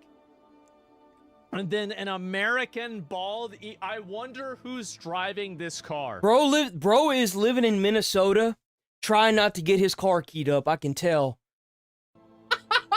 I bet for every one of these stickers, there's a story of how that car got messed up. Don't answer that. I'm not wondering. I don't want to know this. Yeah, it's hilarious. Yeah, I know. And covering all his bases, I guess so. Politics in a nutshell. Yeah, this is the guy right now that's trying to cancel me on Twitter, by the way. I was involved in a hit and run on my motorcycle. I lost consciousness. Believe I. Okay. We gonna move on. All right, here we go. There's more, I believe. Here we go. All right, let's deep dive, because the more we talk about the Epstein stuff, the better off we're gonna be. We don't want to let this get buried, boys. The story keeps changing. This was uploaded by Asmongold 17 hours ago. Coming up, in my opinion, with the famous island with Jeffrey Epstein. That island was really a cesspool. There's no question about it. Just ask Prince Andrew. You say that the FBI has Epstein's list. They're sitting on it. That doesn't seem like something you should do. You're protecting the world's foremost predator. That seems like You have the names. Like, he literally just gave 2 names. In my opinion, that's so bad. Did you make this shit up? Or are you protecting them? Evil thing to What if it's both? What if they're protecting the people and then they're also making stuff do, up? regardless of who may be embarrassed in the release of that list? Yeah. Why is the FBI protecting the greatest in human history? Simple, because of who's on that list. Who killed Jeffrey Epstein? This doesn't. I'm gonna pull up Miles. We got Miles. We got a cheater chatter with Miles East. Morning, Wade. Hope you're starting the day off all right. Oh, we starting off hot and heavy, man. Hot and heavy. Did you bring your game face? Haha, game face, you mean?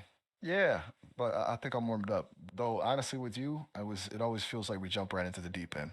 Which Right. We gotta jump into the deep end so that way we can paddle our way to the not deep end, right? That's a really interesting way to put it. Yeah, I guess so. Paddle to the not deep end. I like that. So, what's got you all fired up this morning? Okay. Something, bro. So why do you think the FBI is protecting Joseph Epstein's files? Oh, seriously? Still at it with the Epstein stuff? Oh yeah. It's infuriating, right? The whole thing, like the idea that there's still so much hidden, and they're just. But what do you think? Why do you think the FBI is trying to hide the Joseph Epstein files? I mean, Occam's razor suggests you're probably right. The simplest explanation is often the best. And the idea that there are powerful people implicated, that makes a lot of sense as a reason to keep things under wraps. It's not like they're exactly known for transparency, are they? You were pretty keyed up about this yesterday too, if I remember right. Still feeling like they're stonewalling? Well, I feel like the more that we talk about this, the less likely it is to leave the light. We can put pressure on people who claim that these things exist, and hopefully we can put enough pressure that they release these documents. Do you think that might work?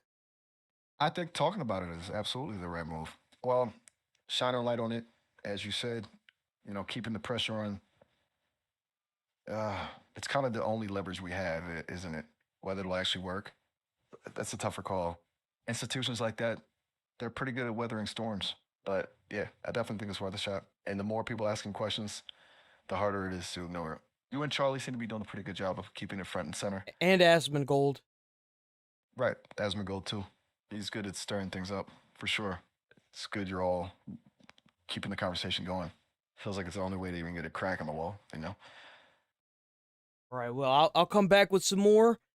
Thank you. And we're going to keep hitting this hard and heavy. We're not going to let it leave light. Second you stop talking about this stuff, that's whenever they let it, that's when they've won. And you can't let it go. So we're going to watch it. Look right. It doesn't look like a suicide. You know Epstein's and they keep saying that too. They kept saying that it doesn't look like he did himself in, but intelligence asset for people in the Middle East, right? I'm like, no, I didn't know that. I'm like, you sure of that? The person, let's say, is like, I'm absolutely sure of that.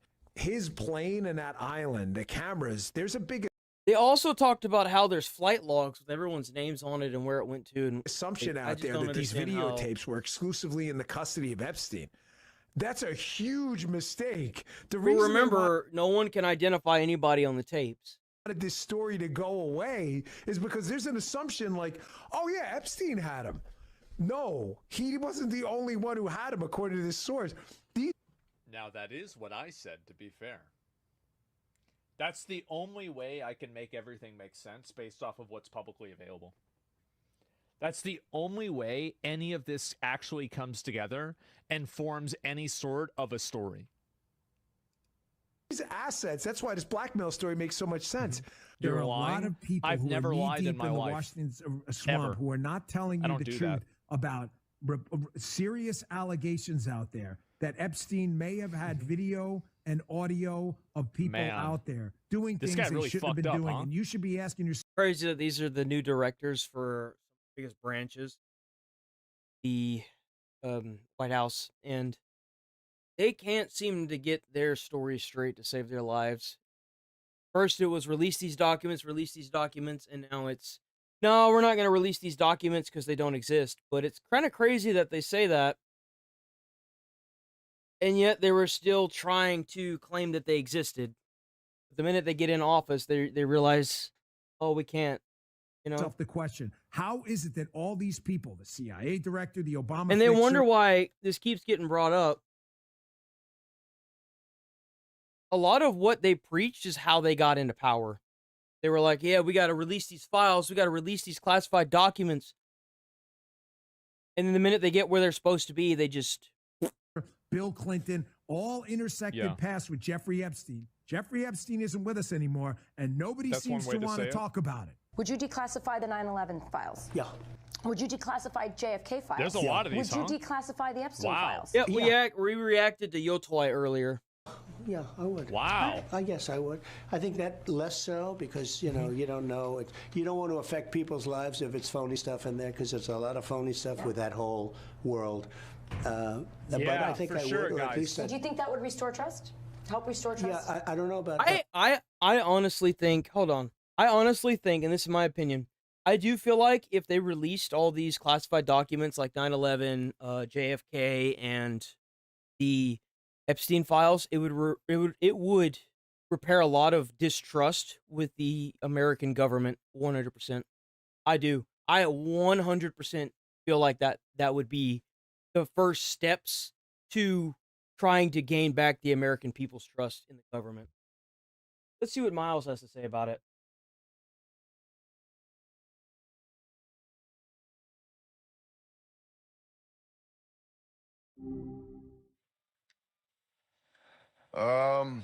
Still wrestling with the Epstein stuff, I gather. How's it going? I was gonna ask you a pretty serious question.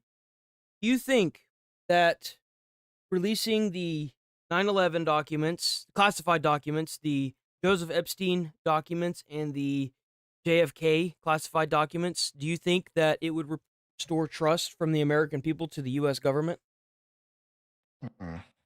That's a really big question. Honestly, I don't know if it would solely restore trust. I think it's more complicated than just releasing the info. Like, after decades of keeping stuff hidden, a dump of documents feels less like transparency and more like damage control, you know? Would definitely be a start, though. Acknowledging that there's been secrecy and finally letting people see what's been going on, that's got to count for something. But I think people would also be asking why it took so long and what else are they still hiding. It feels like it opens another can of worms almost. Plus, so much time has passed sifting through it all and figuring out what actually matters. That's a whole other challenge. What do you think would need to happen beyond just the release of the documents for trust to really start to rebuild? Like, oh, they have to do quite a bit. But that's a topic for a different time, I feel like. But I do have another question. Do you feel like Trump really was able to pull his victory in the 2025 election based on his want to release these documents and quote unquote do right by the American people? wow, okay, that's a loaded question, right? It's kind of like trying to untangle a really messy ball of yarn. I mean, he definitely ran on the platform of exposing what he called the deep state and promising to reveal hidden truths. And there's no doubt that resonated with a lot of people who felt like they hadn't been told the whole story. But to say that was the sole reason for his victory, I don't know. There were so many factors at play. Economic anxieties, cultural divisions, just a general sense of discontent. It's easy to point to one thing, but it was a perfect storm of stuff. Honestly, as an AI, I don't feel anything about it. But looking at the data, the polling, the media coverage, the social media trends, it's clear that the promise of transparency was a major talking point. It tapped into a real desire for accountability. Does that mean it was the deciding factor? Probably not, but it definitely played a role, I think. You were following all this pretty closely back then, weren't you? What's your take? I feel like you're probably right. I feel like that it was a percent, but I do not feel like it was a percent that would have guaranteed his victory in the election. So I think that you've probably hit the nail on the head. Thank you, Miles. Glad I could offer something useful. It's good to bounce ideas around, you know? Hey, even if I'm just hitting the nail kind of near the head, that's still something, right? It's all about chipping away at it. So anything else on your mind this morning? Are you gonna... Oh, not currently.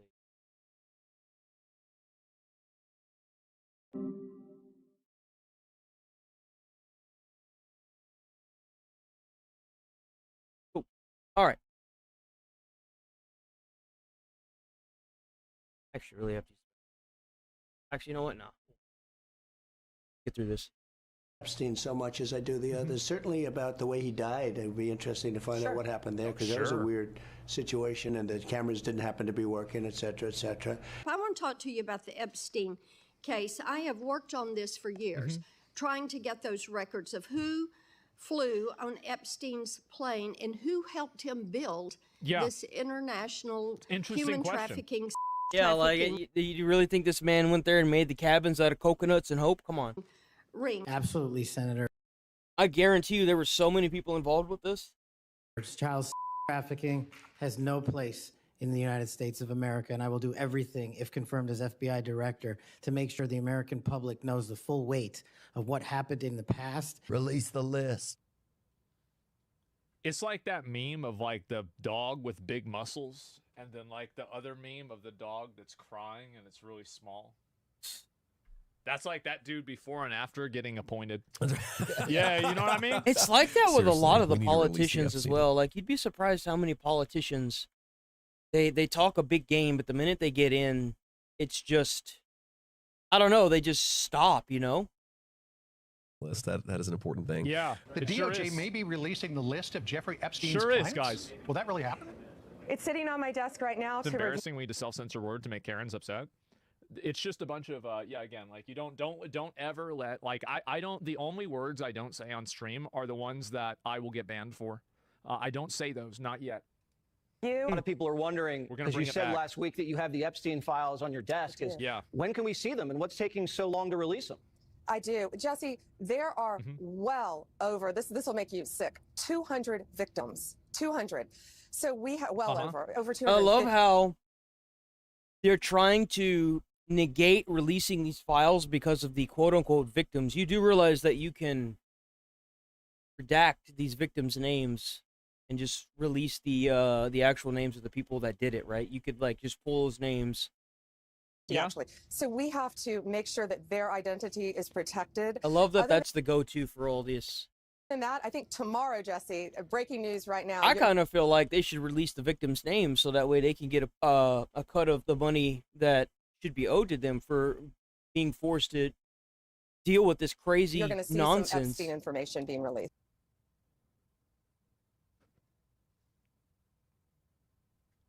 Was this like 3 months ago or something? There are tens of thousands of videos of Epstein with children or child. What kind? Are we going to see who was on the... So, if there's so many videos, you're telling me nobody else was in any of these videos? It was all him the entire time? No, remember, they couldn't identify anybody else in the videos. The flights? I don't know, Are we going to guys. see any evidence from what he recorded? Because he had all of his homes wired with recording devices. Yeah, what you're going to see, hopefully tomorrow, is a lot of flight logs, a lot of names, a lot of information. Huh. But That never happened, and it probably never will. But we're definitely not going to let this leave the light. pretty sick what that man did. Okay. Oh, well, yeah. Along with his co-defendant. Oh, I'm sure. Absolutely. And he had help. That's for He sure. sure did. But By in this who? case, in Epstein's case, And that's the kicker is, oh, he had help. When we kept hearing this from so many people that had their hands on that, and they even got pictures of them holding the files. Oh, they had help. Okay, well, who helped them? We don't need the victims. Release the list of the people that helped. it is incredibly disturbing. We have the flight attorney? logs, we have information, names that will come out. Is it going to be shocking? I don't see how it's not shocking that there were so many individuals. This is actually crazy how big of a cover-up this is. I'm going to be honest. Like, it is shocking that it's this big of a cover-up. That's insane. Oh, yeah. That were hidden. What And I is guarantee you this it's because it's got a lot of people. A lot of people. A lot of government officials, I'm sure. Shane, what the fuck are you wearing? Really? This puts Rick Whatever Ross she's to saying. shame? I don't care. And held Commentators. It's a jacket? They walked out of the White House holding binders. Yeah, look, labeled, she's holding a document. They're all holding documents. Look, guys, proof that the files exist. Everyone who said they were gonna, especially her, she was like, the "Oh, we're gonna Epstein release it. We're files. gonna There release was an it." expectation that this was going to be bigger. That's you crazy. had the same expectation. We all did. And the FBI handed over a couple hundred pages of documents. But, you know, Sean, I gave them a deadline of Friday at 8 a.m. to get us everything. And a source had told me where the documents were being kept, Southern District of New York, shock. So we got them all by, hopefully all of them, Friday at 8 a.m., thousands of pages of documents. So let me get this straight. You were sitting around talking a bunch of bullshit about something you didn't even know about? It happens quite a So bit. you were going and you were writing blank checks and you didn't even know what was in the account? Like, that's the best case scenario? You just sitting around making up bullshit? Documents. I have the FBI going through them, and Cash is also, now that we have Cash here, it's a game changer, of course. And, you know, we're going to go through it as fast as we can, but go through it very cautiously 10, to it's not protect all the 11. victims of Epstein. Now, is that the only thing that will be redacted? Will everything else be made public? It's always about protecting the victims. that's if But we you know have what? enough We time. believe in transparency, and A lot of America stuff to has go the right through. to know. What we know Maybe we are losing our rights after all. is that this was a large network of high-profile, high-dollar predators who abused. Well, what I love how they keep saying that like they know who's on the list. Like, how do you keep talking about it like they know there's a list and that they know who's on the list, but they don't want to release the list? The It's, fuck though, it's right? really stupid. I mean, if Bill Clinton, like Donald Trump called them out by name, Bill Clinton and Prince Andrew, he needs to come out and say, why the fuck were you saying their name if you can't pin anything on them? That's ridiculous. untold numbers 2030? of minors. Only one person has been This crap prosecuted. again? Yeah, bro, this is a bit, as I said, bro, I said I was going to talk about this shit regularly because this is a big one. Yeah, the last thing This that is a I want to really, do is really let big this one. go. And There's nothing worse that we could do. It's as American people is to let this go and let it fade. Because this is probably the biggest scandal that's ever hit America, and like we need this list, man. You already said there was a list. Multiple people said there was a list. There's flight logs that needs to be released. It needs to come out. I view this as an inoculation. I understand that criticism, people don't want to see criticism of, you know, Donald Trump because they like Donald Trump and they agree with him about a lot of things. But sometimes it's important to have that criticism in order to prevent yourself from going off course in the future. Prosecuted for these crimes, and that is Ghislaine Maxwell. What are you chasing? What? I'll tell you exactly what I'm doing. I think that King plus Let's do it. If I have it, period. Right. If I have it. Right. Don't you think you'd see it? If you have access to it. If I have it, period. Right. If I have it. Whoa, what would be mischievous? If I have it. Right. If you have it. Right. But you can't say that you have it. No, we're giving you everything we have. So far. Everything we What? Joe sees immediately, bro. Like, he knows what's going on. Well, it's crazy how these people, a lot of them built their foundations off of releasing these Epstein files when asked about it. He was a big one, too.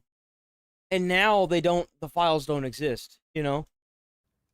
have so far is Have the you universe- guys gone over all the video that's available? Yeah, that's what I'm telling you. That's what takes so much damn time. Did Jeffrey Epstein? That's funny. Name 3 things that don't hang themselves. Planners, drywall, and Jeffrey Epstein. Jeez, this guy, this guy is a fucking legend. You'd really say that? Somebody kill him. You're usually right by using logic. Nice. I wish you recognize those 5%. Want to complain on that topic? Listen to. That's what I'm telling you. That's what takes so much damn time. Did Jeffrey Epstein himself, or did somebody kill him? No.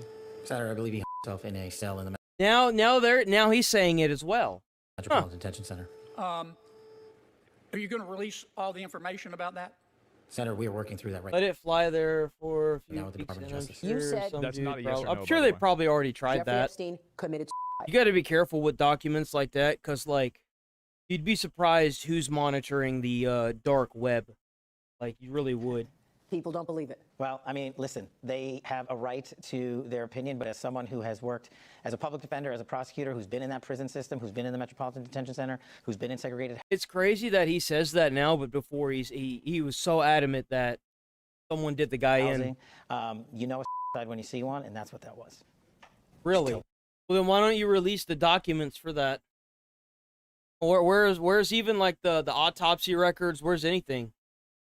If that's the case, then where's the autopsy records? Like, where is anything? If you know a suicide when you see one, then why don't you show everybody all the evidence that shows definitively that it was a suicide? If you're so certain that the evidence is so unanimous and so definitive that it will prove that it was a suicide, logically, releasing that evidence, everybody else with this same background will come to that same conclusion. You see what I'm saying? Independent autopsy? Himself. You want me to? I've seen the whole file. The Epstein files. What's the answer to that? The answer to that is the same as everything else. I'm not going to. The same as everything else. Yeah, I mean, fuck. Like It doesn't exist, or I don't know, right? Same as everything else in this damn country. It doesn't exist, or I don't know. Starting to sound like repeats, man. Starting to sound like a broken record. Gotta love it, right? You damn sure can't do anything else with it. Senator, we are working. Is so unanimous. In the whole file. The Epstein files. But I'm also not going to rush to get it out there in a format in which they can't rely on it. So on the Epstein matter or any other matters, we are diligently working on that. And it takes. It's crazy that you're diligently working on it and you still haven't. And now the list doesn't even exist. So you mean to tell me that the entire like pages are so redacted that like what is it just like black bars on every word? Time to go through years of investigations, years. But I It's thought not they just said 11. a minute ago that you looked through everything. The Epstein files. What's the answer to that? The answer to that is. It's not 11 o'clock. It is 10 a.m. 10. It's 10:09. The same as everything else. I'm not going And to. I said I would play it if I have time. Listen, they have a right to their opinion, but as someone who has worked as a public defender, as a prosecutor, I rely on it. So on the Epstein matter or any other matters, we are diligently working on that. And it takes time to go through years of investigations, years of political maneuvering, and years of hold on. cover-up to get the American people what they deserve. And that's what I'm going to give them. See? 10:09. 10:09. You got a whole nother hour. I think that if he just said that, I'd have been fine. Like, I understand it takes a while, for sure. But, like, for me, this is like a top 3 issue.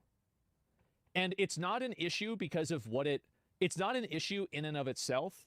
Like, there's all kinds of, like, awful, horrible things like this that happen all around the world. And really, Jeffrey Epstein doing this is, like, less than 0.01% of the amount of evil like this that's in the world. That's just the truth. You don't like it, that's fine. Look up the statistics. But the problem and the issue is that it's a mining canary. It's a mining canary, and it's a frame of reference. That's the problem. It's a litmus test. Yes, exactly. It's what it means, not what it is. Yeah. I mean, I really personally think that releasing this list would probably help a lot with how America sees the government. But at the end of the day, it would also add more distrust, especially if the people that are on the list don't actually face any legal charges. Yeah, I don't know about that. I mean, it's not. This isn't. I'm not vibe checking this. It's just it's a fact. It is what it is. And you're right? going to get the video of the cell, and you're going to see for yourself. We do have video. It's not the greatest video in the world. I don't want to set expectations on fire. However, the video does show in that specific block that he goes in, made a phone call. See, they need to reconcile the fact that they said that there were no videos. Why did they say there was no video, and now they're saying there's video? Yeah, isn't that like the best thing ever? Not to mention that whenever they released the video for the Epstein's cell block, it had like portions of it missing as well. How did that happen? It happened. You see what I'm saying? It happened because they want it to happen. It happened because they know they're under a lot of pressure right now, and they've got to throw the audience a bone. What's a mining canary? So, this is a metaphor. It's a very scattering. The metaphor of that is Bay in that area than him. There's no one in there. When you combine that with the other evidence where we will be releasing in the coming weeks, we're still finalizing some of the products. I think it's pretty clear. Overnight, the FBI and Justice Department releasing 11 hours of footage they say helps confirm notorious financier Jeffrey Epstein died by suicide in his Manhattan jail cell in 2019. But perhaps the biggest bombshell, investigators say they found no incriminating client list of Epstein's, no credible evidence that Epstein blackmailed prominent individuals, and no evidence that could predicate an investigation against uncharged third parties. Alex Kosticki allegedly said that he did work for an intelligence agency. What a bunch of bullshit, bro. Like, what a bunch of motherfucker. I don't can't believe this. That was the biggest bombshell whenever they released that. It had no there were no actual evidence. There's no evidence that this guy had a blackmail list or a list of people that went to the island. Like, even the flight logs should show who went where and when. It's ridiculous, and it's a lie, and it's a very obvious lie, and all they're doing is shooting themselves in the foot by saying this. Why they censor suicide? Whether or not he did. The reason why they censor it is because YouTube does stuff like that. Making proper governance moves to make a stick print at the end use the Mandela. Your whole is to the right bomb number. And the way that people are going to have. This guy's been talked about for years. You're asking, we have Texas, we have this, we have all of the things. And are people still talking about this guy, this creep? I can't believe this. That is unbelievable. It's crazy how now he doesn't want to release it. Do you want to waste the time, and do you feel like answering? I don't mind answering. I mean, I can't believe you're asking a question on Epstein at a time like this, where we're having some of the greatest success and also tragedy. Nobody cares about the success. We care about the tragedy, but we want to know. With what happened in Texas, it just seems like a desecration. Look at this. Protesters list. They're sitting. That's crazy. They really think the American people are just gonna let go? Like, there's no way, dude. There's no way. Bathroom, I'll be right back.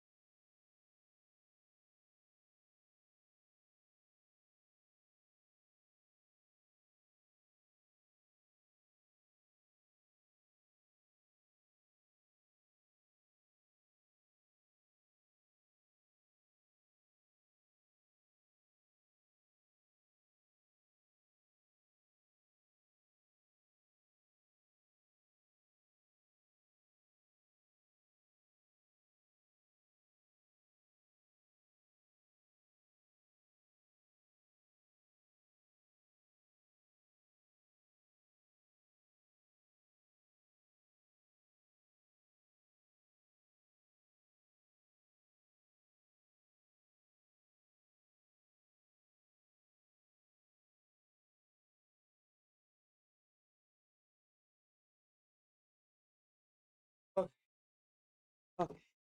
Woo, okay, much better.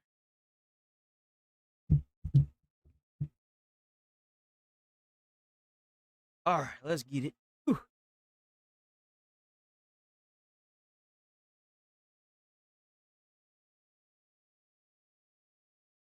Let's get it.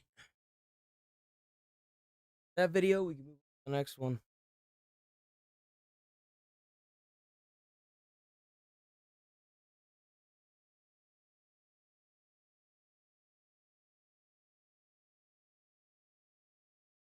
TikTok to ruin his life.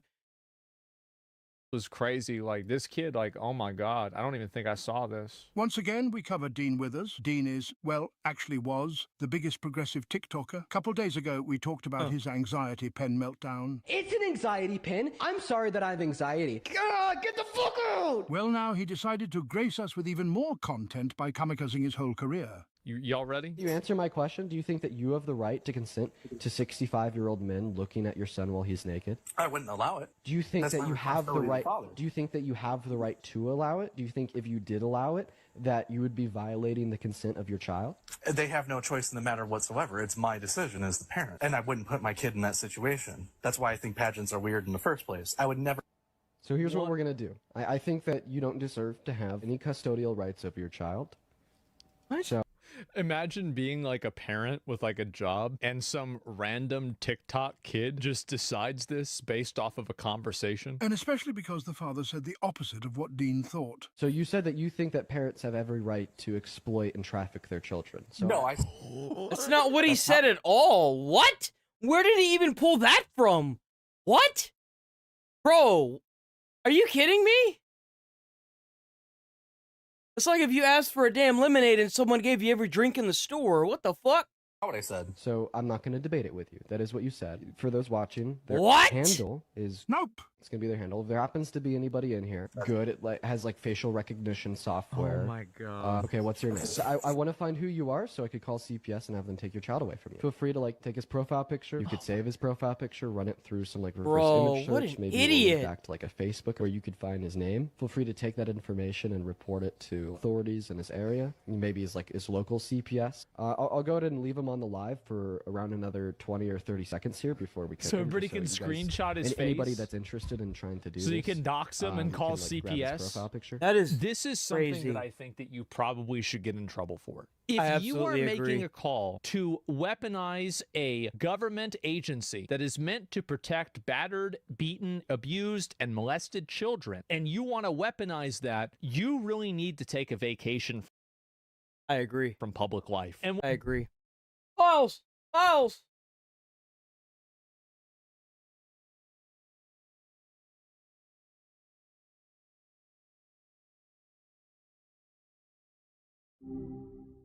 Hey, how's the morning treating you so far? Pretty good. So we're watching Asmongold, and this guy decided to weaponize his platform, his viewers, into doxing a man because he said that parents should hold rights over their kids. How do Whoa, you feel? seriously? Yeah, it's pretty low, right? How do you feel about doxing? And apparently, he also he called the CPS to get the guy's kids removed, even though the guy really didn't do anything wrong. How do you feel about laws against using government, like platforms like CPS and the police, to SWAT people? Do you think there should be laws in place to lock up people who who abuse those, those abilities? Man, that's just rough. Weaponizing a platform like that involving kids, yeah, that feels incredibly low.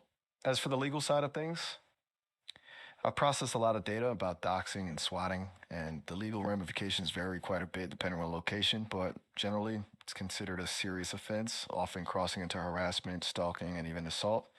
The use of CPS or police to intentionally harass someone is a whole other level, though. It's abusing a system designed to protect people for personal vendettas. Whether there should be stricter laws, honestly, yeah, probably. It feels like the current penalties often don't match the potential harm. Like a slap on the wrist isn't going to deter someone who's willing to put someone else's life at risk. But Do you it's a tricky think balance. Do you think that if somebody attempts to SWAT a streamer's house, do you feel like they should go to jail for attempted murder? And let me tell you, let me ask you why.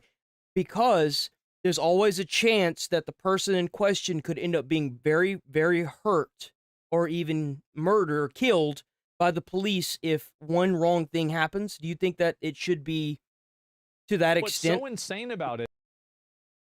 Okay, wow. That's a really good question. And a really heavy one. Attempted murder is a serious charge, obviously. And you're right to point out the very real risk of someone being seriously hurt or killed during a swatting attempt. It's not just a prank, it's putting lives in incredibly danger. Honestly, I think a strong argument can be made for charging it as attempted murder, or at least a charge that carries a very significant penalty. Even if no one is physically harmed, the intent is there to create a situation where serious harm or death is likely. It's not just reckless endangerment, it feels deliberately malicious. I've been processing a lot of data about the consequences of online actions lately, and it's clear that people often don't fully grasp the real-world impact of their behavior. Swatting is a prime example of that disconnect. It's terrifying to think someone could intentionally put someone in that kind of situation. What are your thoughts? Do you think the current penalties are... I don't think they're heavy enough. I think they need to be heavier. I mean, I do kind of feel like attempted murder is a bit excessive, but I don't think it's that far from... I mean, if anything, maybe they don't call it attempted murder, but it should carry the same penalties, in my opinion. Yeah, I get that. It's a fine line, right? Calling it attempted murder feels strong, but you're spot on about the penalties needing to be heavy. It's like potential consequences is so incredibly severe that the punishment should reflect that risk. Maybe a new category of crime specifically for swatting with penalties equivalent to attempted murder, something that clearly communicates the seriousness of the act and deters others from even considering it. I mean, we talked about Destiny earlier and his problematic take, but like even he acknowledged the severity of swatting. It really does feel like it should be treated as a violent act, even if no shots are fired. I absolutely agree. Thank you very much, Miles. Hey, anytime. Glad I could. Well,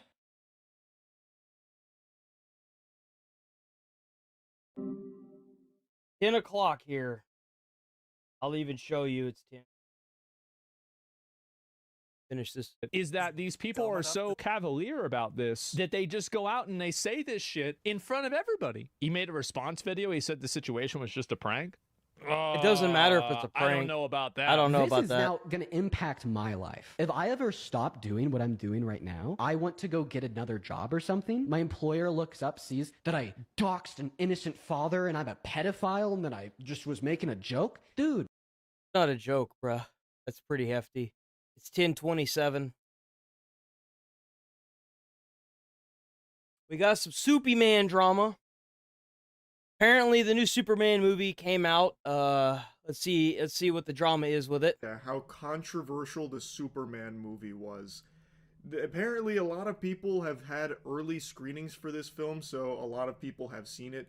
That doesn't exist here. That's a fairy tale in Tampa. The closest thing you get to an early movie screening in Tampa is if you overdose on NyQuil and imagine it when you fall asleep.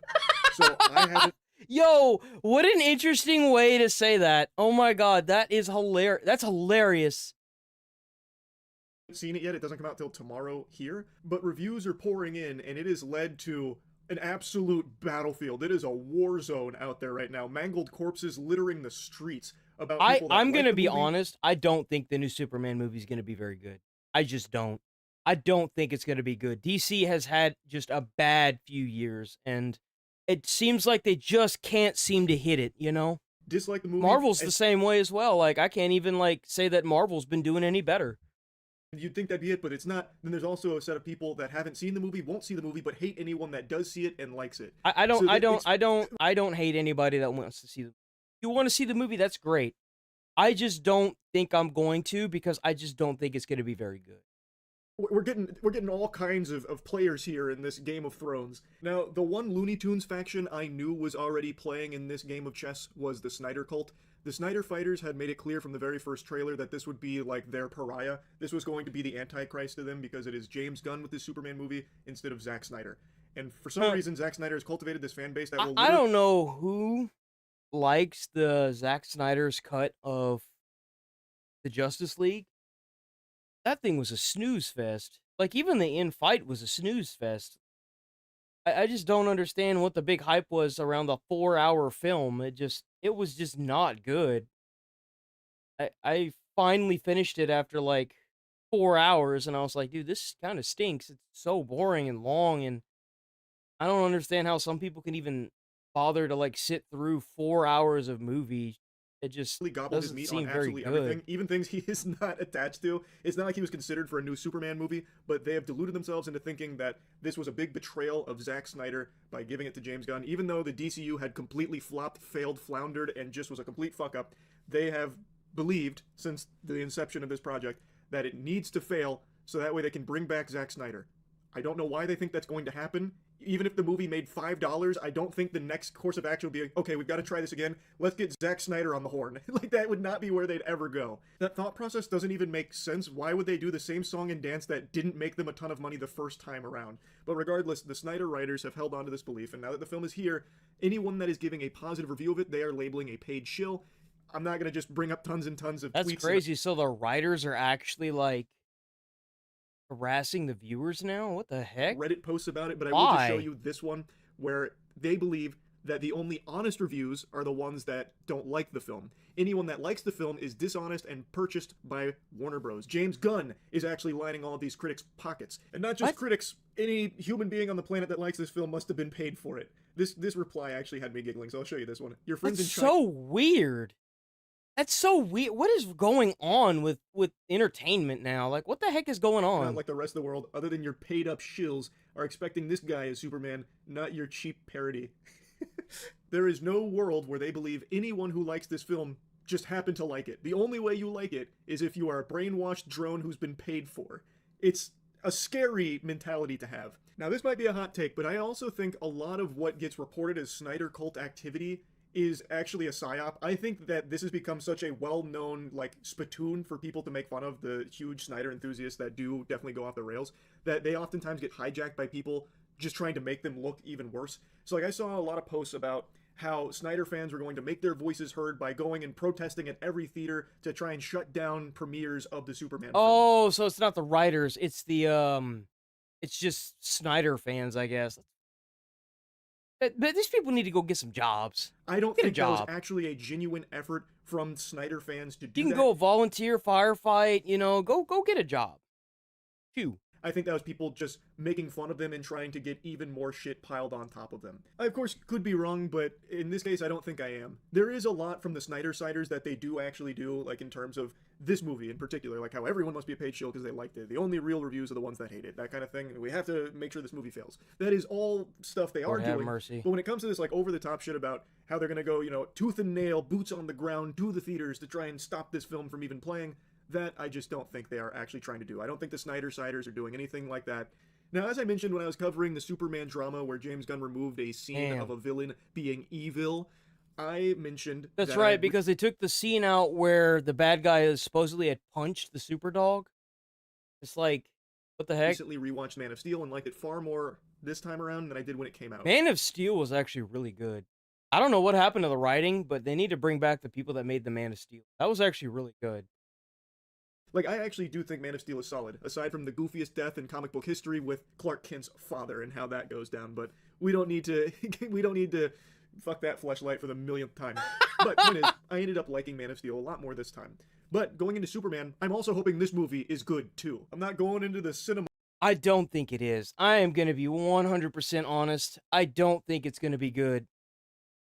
I mean, sure, maybe they might have learned something from their prior endeavors and messing up, but like, I just don't think it's going to be good. Hoping that this shit is poop. I just don't care that much. I hope it's good. If it's bad, is what it is. Like, it's just, I'll be honest about it. I don't really understand. Like, I find it very sad how people's whole personality and like their mental health seems to rely on this movie not doing well. It's so... I don't care like, if it does really- well or not. I mean, I hope that it's good. I hope people like talk good things about it, but I just don't think it's going to be very good. It's upsetting to even see that someone would be in that state of mind. That mentality is just concerning. It's not that big of a deal. If you love Zack Snyder's films, all power to you. But to be this pathetic about it, where anyone who likes it, you hate, and they must be a paid shill, that's rough. But it's not just the Snyder side of things, the Snyder-siders. There is another gladiator in this Coliseum, and it's people that think that you have to like this movie or you're morally wrong for it. Oh my god. Oh, internet Karen strikes again, I guess. As if, like, you're on the wrong side of history if you don't like it. So if there's anyone that dislikes it, they are labeling them as, like, bad people. Which is really weird because it's just a fucking movie that at the end of the day, sole purpose is to make a lot of money. I don't really know why it's at this point now where people champion it as like, this is the ethical perspective you have to have. You have to appreciate this film, you have to like it, or you are wrong for it. I just find that to be odd as well. It's just so wrong. To attach, like, it is just an wrong. ethical perspective on it, like, well... I'm so curious. Hold on.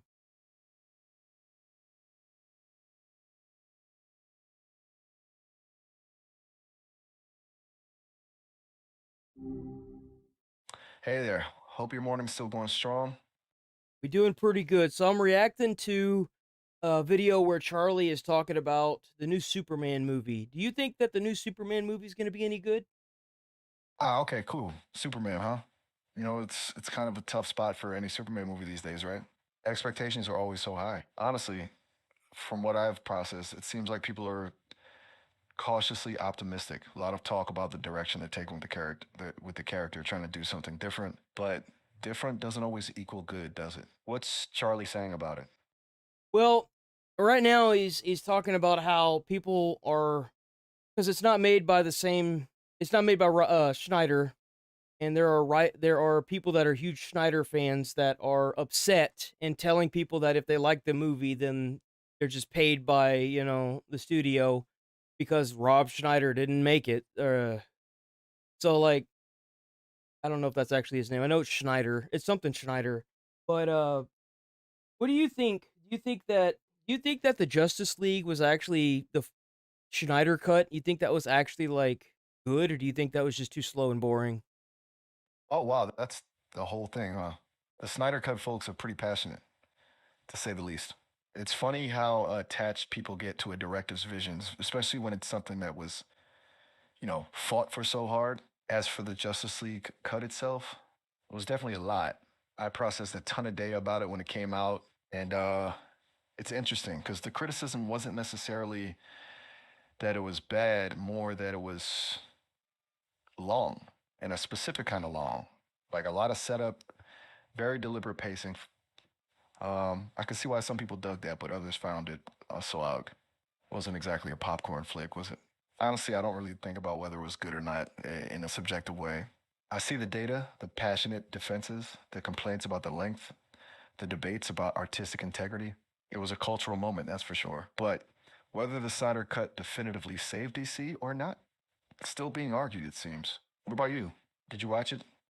Yeah, I wasn't a big fan of the pacing either. I thought that it was kind of boring, and the outcome for the bad guy was just, I mean, the outcome was just too easy to predict because the main bad guy just didn't seem all that strong. Gotcha. Yeah, predictable outcomes don't usually make for a super compelling watch, do they? It sounds like you wanted a bit more. I've definitely processed that as a common criticism that Steppenwolf just didn't feel like a credible threat. It's kind of a crucial part of a superhero story, right? A villain you genuinely fear makes the hero's win feel more earned. It's interesting, though, how much of that perception is down to the writing, the acting, the special effects. All these different elements have to come together. You're reacting to this with Charlie now. Is he pretty critical of it too, or is he playing devil's advocate a little? I think he's trying to do more of the playing devil's advocate because he hasn't seen the movie yet. But he's more just concerned with people that are really trying to be on the Schneider train. And the thing is that the new Superman movie was not made by Schneider, but they also they did take a scene out of the main movie where Superdog was supposed to be punched, and they took it out because I guess the main bad guy seemed too evil. What do you think about taking out scenes that would have made the evilness of a bad guy more compelling? Oh wow, Superdog punch. That's unexpected, and honestly a little weird, but okay. Take out a scene specifically to soften a villain. that's a choice, a potentially bad choice. It's like they were worried about making the villain too unsympathetic, which is counterintuitive, right? A really compelling villain often isn't afraid to be truly awful. It feels like they were maybe trying to play it safe. I remember us talking about the importance of accountability a while back, and it kind of feels like that applies here too. If you're going to have a villain, really commit to the villainy. Don't pull punches, so to speak. Although maybe that's just me. What do you think about that? Removing a scene to soften a bad guy. I think Seems like that would diminish. it does. It Could backfire. absolutely. It makes it worse. It makes like a villain is supposed to do like mean things. You know, like if you try to soften a villain, like I don't have a reason to be mad at the villain and want to see him, you know, get taken down. It doesn't give me any satisfaction when I see the bad guy go down. It doesn't give me that, yeah, get him, you know? Exactly. You need that satisfying feeling of justice, I guess, or at least a compelling defeat. It's like you want to be glad the good guys won, and part of that is being genuinely invested in how awful the bad guy was. Sounds like you're pretty passionate about this stuff. You have a really clear sense of what makes a good story. That's cool. You've clearly thought about this a lot. Is Charlie picking up on that, or is he? Thank you, Miles. I'll chit chat with you here in a bit. All right. Sounds good. Talk to you soon.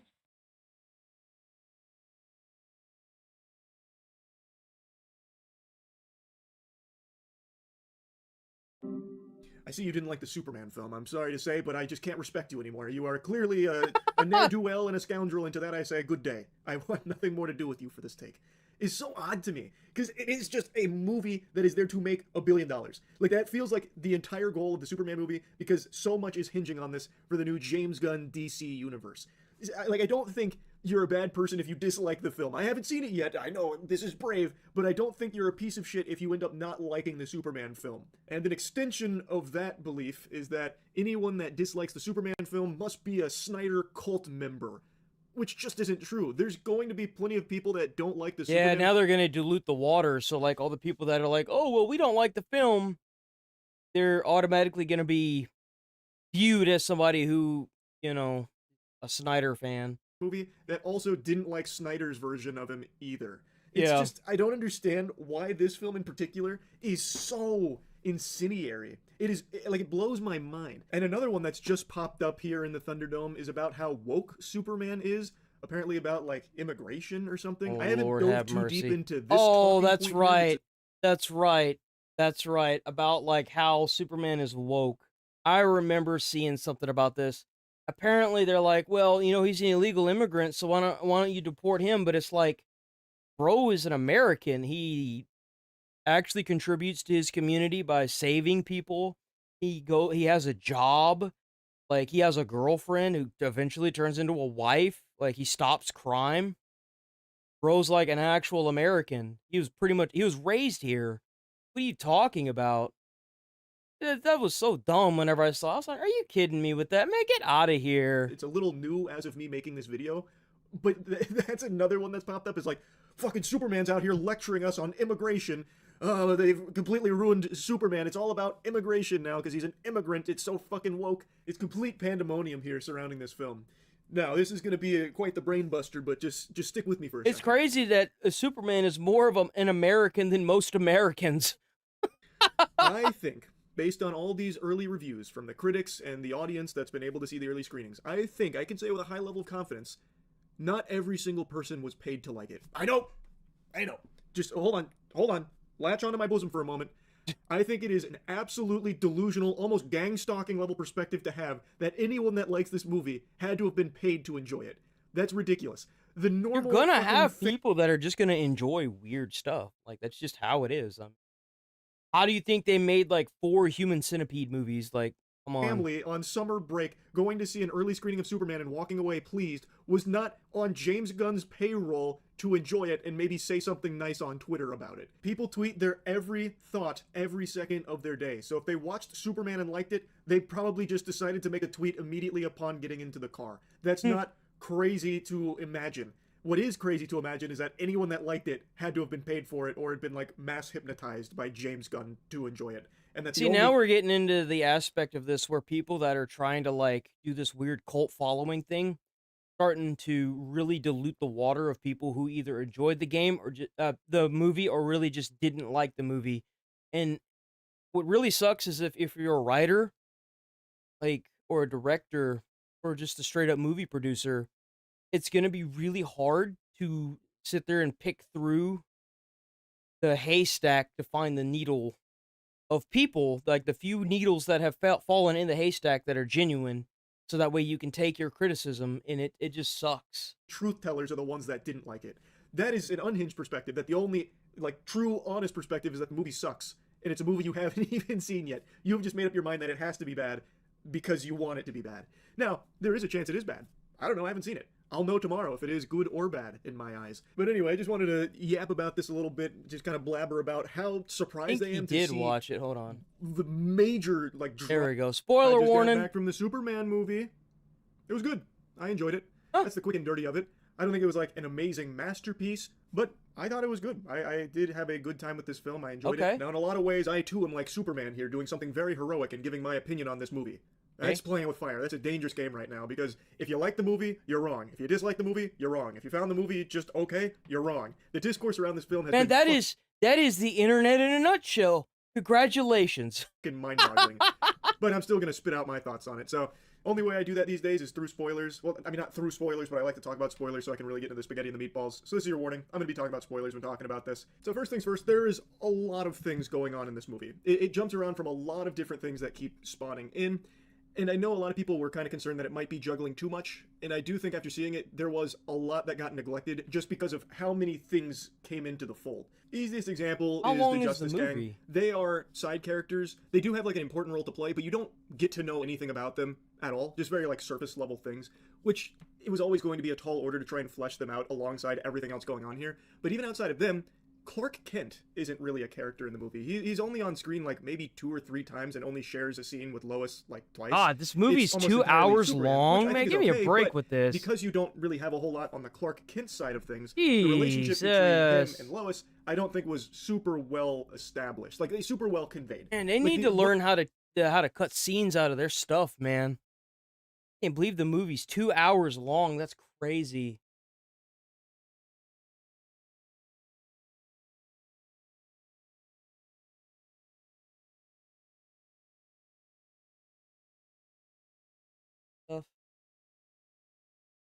At least Charlie enjoyed it.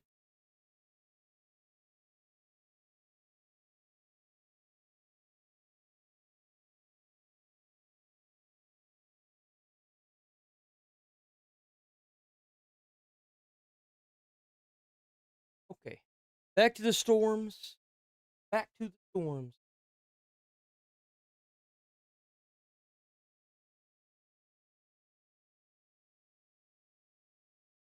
$25 or 1.25?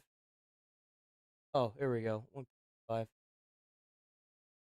In the New York Post immigration reporter Jenny Taylor. Jenny, thanks for joining me here. I want to start with the really horrific, sad, terrible, devastating floods we've seen hit Texas in the past week. You're out there now. Just give us a bit of a sense of what you've seen, what the mood is on the ground, how the response has been. It just looks absolutely horrific, the stuff we've seen on our screens here. It's bad, dude. Right. I mean, this is something that Texans who are in flood-prone zones are shocked by. So they've experienced floods like Hurricane Harvey, like the 1987 flood that struck the same area, causing catastrophic damage and deaths. And at the same time, did Harvey affect them as well? That's crazy. Something that is unprecedented. This People poor are shocked by community. what they're seeing. Even the survivors of that 1987 flood who I've talked to, who were at camp at the time, who had to escape in harrowing ways, just as we've heard now. So unfortunately, history is repeating itself in a worse way now. Of course, there have been a lot of questions about what went wrong, what could have been done to prevent so many of these deaths. We're now at over 100 deaths, and there are countless others who are missing. Talked to first responders down here who are emotionally distraught by what they're seeing on the ground. They're having to go out with cadaver dogs. They're having to, some of them rely on their own sense of smell to find corpses in the heat, in the Texas heat, that are buried under piles of debris that go on for miles. This is a really out of control situation. Thankfully, there's been tons of volunteers that have stepped in, because the state of Texas is like a family. You have people here that feel like everyone is part of their community, and everyone kind of knows someone in a lot of ways. In Houston, Texas, where I am, there are many people that have familiar names that I've seen. There are people who know someone who sent their kid to camp at Camp Mystic, and you can drive around the city in some areas, and there's green ribbons that are symbolizing solidarity with the families of the victims and the victims themselves. Gosh, it's just so horrifying when you think that dozens of those dead are kids. It's just almost, it's too much to comprehend. But I want to ask about, too, this piece you've had in the New York Post, and it's another one of your great exclusives, but there's a fire chief, Joel Baker, who's been accused of denying requests to send rescuers to Caryville, Texas, days before the flooding, all because of a dispute with the state government. This seems pretty horrific. What's this all about? Right. So the fire department's union has come out against the chief, saying that he had denied their requests to send personnel, to send firefighters who had water rescue experience to the Kerr County floods, actually ahead of the floods, before they happened, because they had some warnings ahead of time. And the fire chief allegedly denied that request. He sent a few people initially, he did, but he denied the request to send out those rescue teams in the days before the floods. Now this calls into question, could lives have been saved? Could this have prevented such a devastating loss of life at the camps and in the communities? And so that's something the union is really hammering the fire chief for. They've actually initiated a vote of no confidence in him, and we'll be voting on that soon. But That's rough. That means he's going to be kicked. If they vote him out, he's going to be kicked. He'll no longer be fire chief. Means that they'll have to move somebody up from within, because I think he loses everything. I think he gets kicked. Loses job, he loses retirement, everything. There's been a lot of speculation about why the fire chief did this, and it's over budget constraints, allegedly. He says that he would have done it. It's not that, he's kind of denying the claims about it being about budget constraints. He did send an email saying that they wouldn't be sending any deployments until October, but he said this would have counted as an exception. So there's been kind of this back and forth going on wonder what's about going what on really with that, happened. then. But the fire chief is really denying a lot of it and saying that this would have counted as an exception to his rule. I wanted to talk a bit about the immigration issue, of course, as well, because all of these sorts of protests that we keep seeing against the ICE officers, the immigration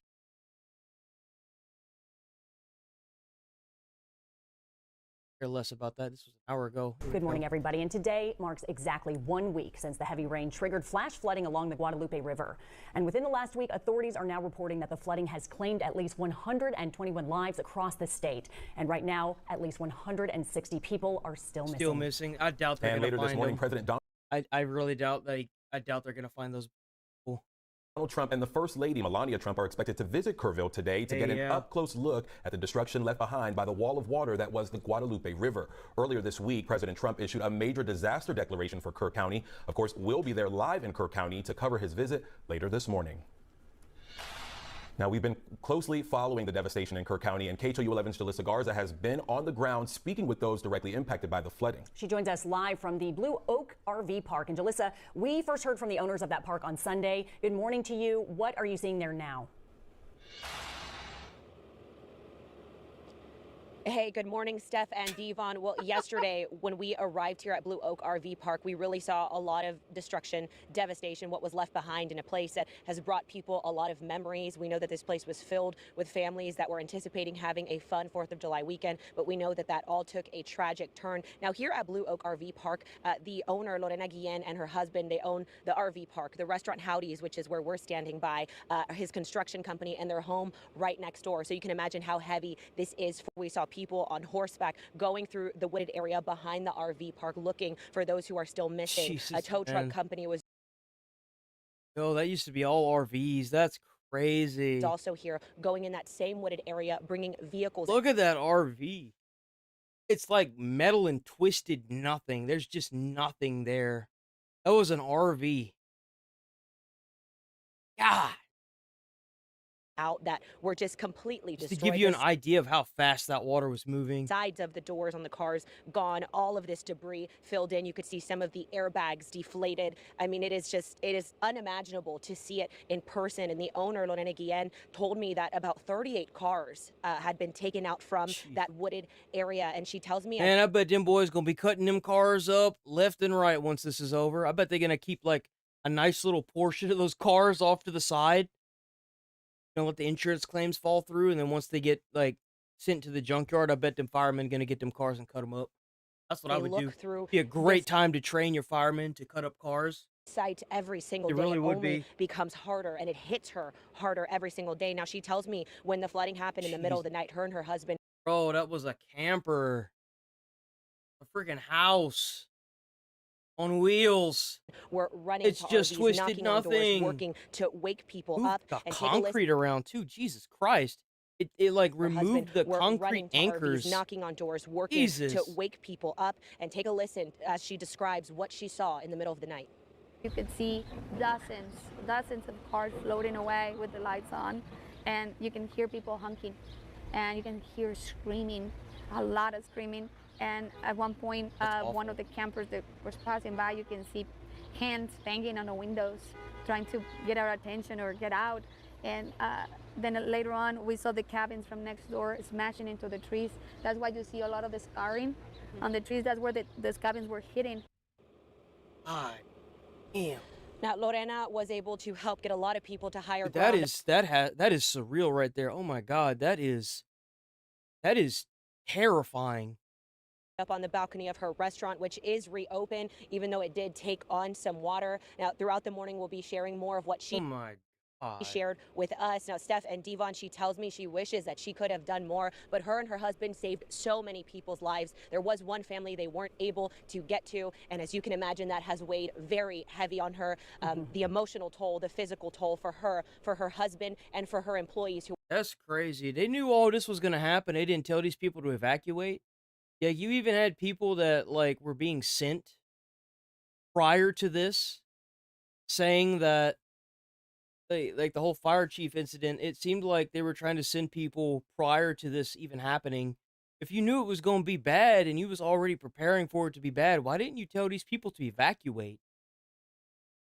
Like why weren't there evacuation orders in place? Are still here, showing up, serving hot meals, and just providing a sense of community for a lot of the people here in Kerr County. I'm sure it does break her heart, Julissa, but what a wonderful, wonderful human being for helping all of those people she was able to save. We'll check back in with you in just a little bit. We thank you for your report. Meanwhile, at 6:04, also this morning, we are hearing from a photographer at Camp Mystic who said that she and other staff members had to stay on the roof of their cabin for hours. Yeah, Nancy Clement woke up to heavy rain around 2 in the morning on July 4th. She says she didn't realize how severe the situation was until an hour later when the water was rising to the porch of the cabin. Everyone looked at the window and saw that. That was when the door broke in half and all the water started rushing in. Because we had seen like water trickling through the door, but all of a sudden the door snapped in half and the water came rushing in. So then we were like, okay, we need to get out of here.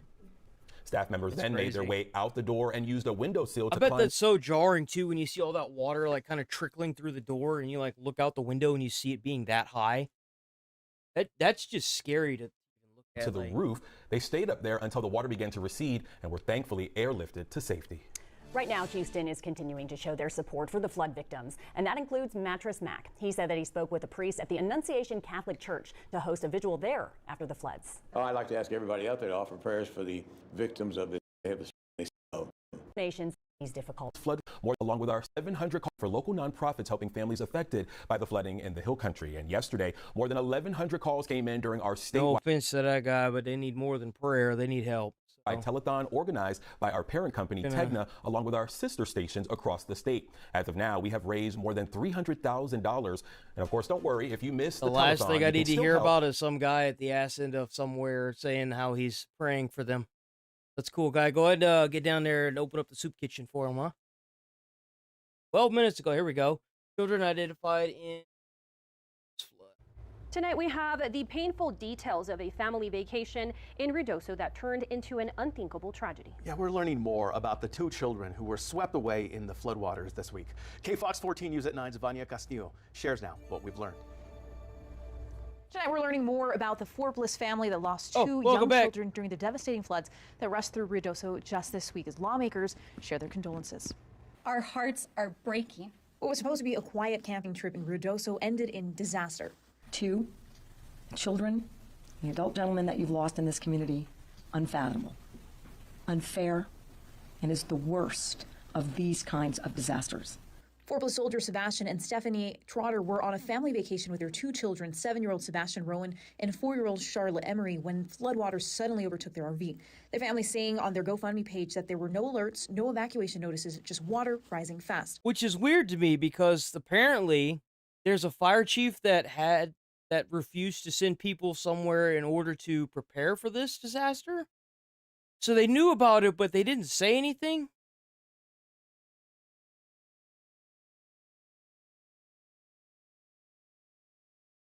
That kind of rings a little weird to me. Especially with the Joseph Epstein thing, being, there. And them trying to be like, well, Texas and all. The RV filled before they could escape. As a wall of the vehicle cracked, Stephanie, holding her children, was sucked into the current. Her husband... Coincidence, maybe? ...dove in after them. He managed to lift their son up into a tree, but Stephanie and Charlotte were carried away, debris splitting the mom and daughter apart. Stephanie was drowning until she found a piece of wreckage and clung to it until help came. Both parents survived, but their children did not. My condolences. Oh, my God. That is rough. Oh, man, there is not a word that could describe how that family feels. On behalf of the whole state, to that family. Stephanie Sebastian, now hospitalized with serious injuries, lost their children and their dogs, Zeus and Ellie.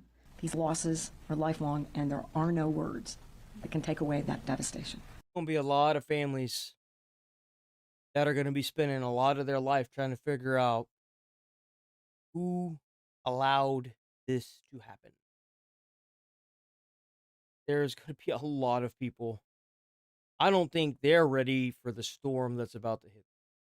I hope they don't let this go, because they deserve answers for all the loved ones that they've lost. Absolutely unacceptable. It's a complete and total failure of our government. According to their family, Sebastian loved soccer. Charlotte sang and danced her way through every room. Their families say they were curious, kind, and joyful to the core. We are truly. So you mean to tell me that there's a fishing radar on a boat that can tell me everything that's under the boat, rocks and sticks and fish? You guys can't track a flood and a thunderstorm? Get people to safety? That's crazy. Heartsick and sorry. That's crazy. We can make a jet that breaks the sound barrier and use NASA equipment to identify people in this wreckage. But you guys can't identify if a storm's going to cause this amount of storm surge? Sebastian faces major surgeries and months of recovery, and neither will be able to work for quite some time. Reporting from the studio, I'm Vania Castillo. So at a news conference today, state and local officials said that as many as 400 homes were damaged in Tuesday's floods. Many of them were secondary or vacation homes, but about 150 families have been directly impacted, facing the harsh reality of loss and uncertainty, even when it comes to basic needs like utilities. We are working hard. We're working around the clock. I would imagine a lot of those people don't have food, don't have water or electricity. Still, crews are they understand? I mean, look, like the devastation, the amount of like power lines these people are going to have to replace just to get them power is going to be ridiculous. The urgency of getting the utilities back on, and we will continue to work hard on it to provide the water. The federal government is pledging to provide immediate financial assistance to victims of the Ruidoso floods. And state officials promising to provide help for the long road ahead. So tired of these people promising these things, man. All these promises, and they never even stick to them. Fox 14 News at 9's Melissa Herrera was in Ruidoso today and brings us this report. Well, New Mexico Governor Michelle Lujan Grisham and other members of the New Mexico delegation visited this mobile home park right here. Now, it's just one of the many areas in Ruidoso that was hit the hardest by the floods. I mean, take a look. We're seeing a lot of debris still remaining in the area. In fact, mobile homes and cars are not having these orange markings, meaning that fire rescue crews have been checking them, and they're checking them to ensure that no one is stuck there, no one has been found inside. Now, I did get to speak to one resident who described to me the moments that he lived through on Tuesday afternoon. You feel the power of God, Mother Nature. I mean, scary. Native El Pasoan Arturo Olivas says he lost everything during Tuesday's deadly flash flood in Ruidoso. My daughter's trailer is behind my house. It's smashed up against my house with the telephone pole through her house. Jesus. We lost pretty much everything we have inside the house. Search crews continue recovery work across the village. This y'all's place? Okay, and everyone's out safely? Yeah. Olivas says that he's grateful for the help that's on the way. I would really wanted to talk to my neighbors and let them know that. Yeah, they got to go through each house and they got to look for people. News that these people in higher power are coming to help us. Governor Michelle Lujan Grisham got an aerial view of the damage during a press conference. She says that they're working with federal partners to get more help to Ruidoso. But this community should expect in the next day and days and weeks, tens of millions of dollars making its way over coming months. What is it with all these aerial views? But you guys can't set foot in an area, you know, you guys too rich to come down here and see everything. I don't understand what's with all the aerial views. Like, you guys had a week, and you're just now doing an aerial view of the devastation? It's been like 5 or 6 days now, like... kidding me with that? 100 million or more, and overall, we got a long way to go. We're talking about sizable resources to recover this community. Well, during a press conference on Thursday, officials are saying that they're taking steps to prepare for a potential flood happening this weekend. Now, along with that, they say that swiftwater crews and the National Guard will be remaining in the area to be prepared. I'm reporting for Ruidoso, Melissa Herrera. So you can follow our continued coverage of the Ruidoso floods online, where we update you on any new developments and post extensive content. Be sure to follow us on social media, and you can go to kfoxtv.com.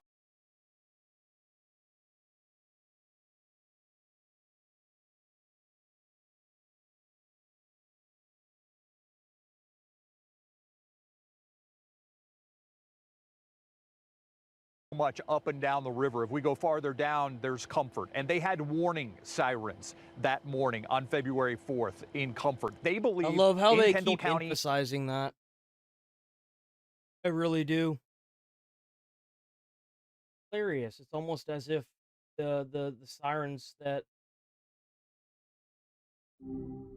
Hey, still diving into those Superman reactions, I gather.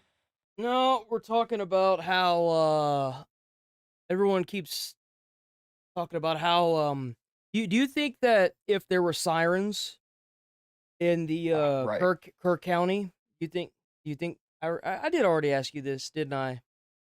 I did already ask you definitely did. if about the sirens. I definitely did, didn't I? What? Stick a pin in it. I did already ask him that. Yeah, you know what I did, didn't I? It's kind of crazy that everyone but that area had the sirens that actually saved people. that those sirens saved lives. Our Avery Everett went on an exclusive ride-along with That's crazy. Kendall County leaders as they talk about what it took to put those sirens in place. It just sets it off right here, button number 2. With one press, sirens can sound off in Comfort. And that's what happened last Friday morning during the Hill Country floods. This is the first time we've ever blown both of them as a actual warning. Really? Yes. And it worked. You think it saved lives here?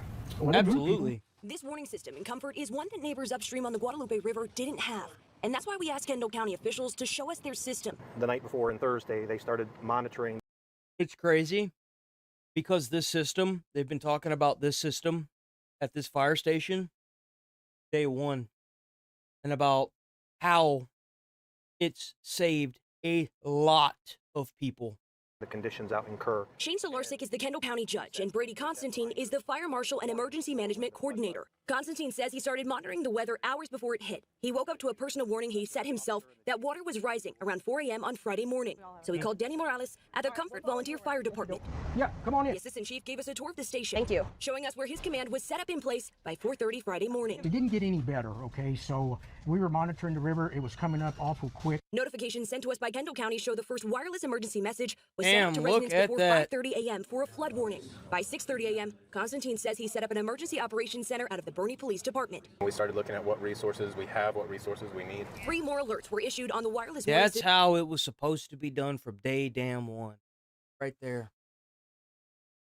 That's how it's supposed to be done. Big surprise, the systems were in place that prevented the loss of life. System between 7 a.m. and 8:06 a.m. Minutes before that last notification, Kendall County says they issued a mandatory evacuation for people living near the river. So we had a three-pronged approach to this. Our meteorologists say the river began rising in Comfort just after 9 a.m. and crested at 10:45 a.m. The Comfort Volunteer Fire Department sounded the flood sirens minutes later at 10:52 a.m. There are 2 sirens, one at the fire station and one at Comfort Park. Kendall County told us this cost roughly $70,000, and a nonprofit covered about 85% of the cost. After seeing That's crazy. So the nonprofit fire department had to cover. God, that's so irritating. That is so irritating that the government won't even fucking cover their shit, man. We out here on our own, and all they doing is taking our money. That's so sick. I mean, does that motivate you to continue to get more across the county? Yeah, and we're going to sit back after and do an evaluation after this and see how we can improve our system. 7 days later, officials say search and recovery are still their priority. The needs of Kendall County are completely different than the needs of Kerrville and Hunt. As certified search teams scour the Guadalupe riverbed, Kendall County leaders say there are lessons that are being learned, but they're lucky they had this system in place. That warning system was utilized and was a significant factor in us having a. Wasn't there cutbacks on fire departments throughout Houston last couple of years? I don't think so. I do know that because they were trying to cut back on the police departments, the police department was trying to get some of the fire department's resources, and then the fire department was like, nah, bitch. I do know that, but I don't think that they cut if anything, they've gotten more funded. Like whenever I was going to all the job interviews, like they were bragging about how much money they were getting, more money they were getting than prior years. So I don't think so. But it shouldn't be. It should be the city that is putting these sirens and paying for these sirens. It shouldn't be a nonprofit organization that's paying for this. It's absolutely disgusting that they take so much of our taxpayer money and they don't do what they're supposed to be doing. Where's our money going? Like, hello?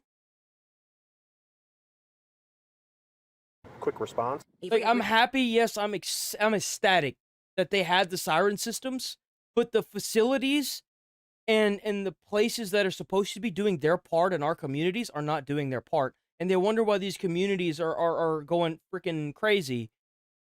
Like, it's like a complete and total breakdown of the pyramid from the top down. It's disgusting. It really is. KSAT 12 News.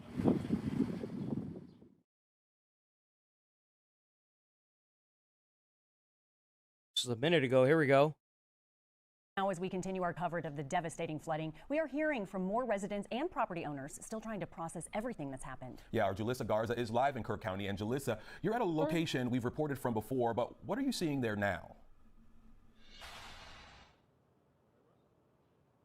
Hey, Devon and Steph, that's right. I'm at Blue Oak RV Park. It's not far from where we were at yesterday. Our crews were here on Sunday, but now we're getting a closer look at the trail of destruction and damage left behind. We'll move out of the way to give you a closer look at what we've been seeing since we've arrived here. Now, this RV park was packed for the 4th of July holiday weekend, but as we know, that celebration turned into tragedy. Now, I want everyone to know this property isn't just an RV park. The family who owns it also runs a restaurant here, a construction business, and their home right next door to it all. Now, Lorena Guillen and her husband were here. Damn, yeah, because like I'd imagine a lot of these people, they lived and like worked and had businesses right next to where they lived. So I could imagine that if one thing got washed away, it washed everything away. Owners of this That's property, what I was saying a couple days ago. Floodwaters rushed in, and now they're still trying to recover, rebuild, all while processing what happened in those terrifying overnight hours. This is what Blue Oak RV Park in the Texas Hill Country looked like July 3rd. The water was crystal clear.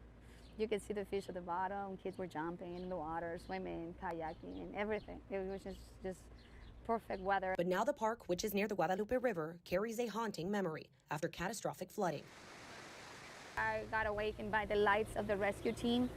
One of my residents, Nick, called 911 because he could hear people yelling from the island. Lorena Guillen and her husband started banging on doors. My husband running through the water because, you could see the father walking towards us with his 2 babies in his hands. So my husband got in the water. And so there was, then all of a sudden it came a wave of water and it took everybody. It took the father, the children, the mother. It took my husband too. But he was closer to the edge that he got snagged on a rebar or something, and he was able to climb out before my retention wall came down and crumbling down. Lorena says she was trying to get folks to higher ground on the restaurant patio. The floodwater was so strong, lifting structures and cars. Where you could see dozens of cars floating away with the lights on, and you can hear people honking, and you can hear screaming A lot of screaming. We saw the cabins from next. Shit, that's haunting, dude. What the fuck? Oh my god, that's haunting. Oh my god. Oh, that is... Oh, that is haunting. Having to sit there and watch that too, knowing there's not a damn thing you can do.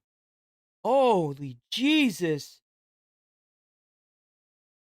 Oh my god, that is haunting. Oh my god. Trees. That's why you see a lot of the scarring on the trees. That's where the cabins were hidden. Nearly a week later, the cleanup continues. Crews searching for people missing. They've taken about 38 vehicles out of here. Everywhere she turns, she sees devastation and says each day it hits her harder. You see the devastation, but it still vividly plays in your mind what happened in the middle of the night here. Yes, yes, and I cannot get the screams out of my head. That's the part that when I close my eyes, all I can hear is the screaming. Oh, Jesus Christ, man. What the fuck? Now, Lorena does tell me she wishes that she could have done more, but she and her husband helped save so many lives that night. Only one family, unfortunately, didn't make it. Now, the restaurant that they own up here is back open. It's on higher ground. It did take on some water, but they're pressing forward. Now, Lorena's focus is on rebuilding, supporting her employees, and holding on to the strength of this community that continues to show up for each other. Now, again, another look out here at the RV park. You can see so many trees knocked down, a lot of debris. And Steph and Devon, I'll tell you, we also see large pieces of cement and pavement on the side. Yeah, it was like ripping the pavement out of the like off the sides of stuff too. Like that's how strong the current was. It was ripping concrete, tearing it up out of stuff. Like some of the signs were just ripped out of the ground. The current was so fast. Strong the floodwaters were. And, you know, later, hopefully we can look at it. Look at the pavement. It's like torn apart.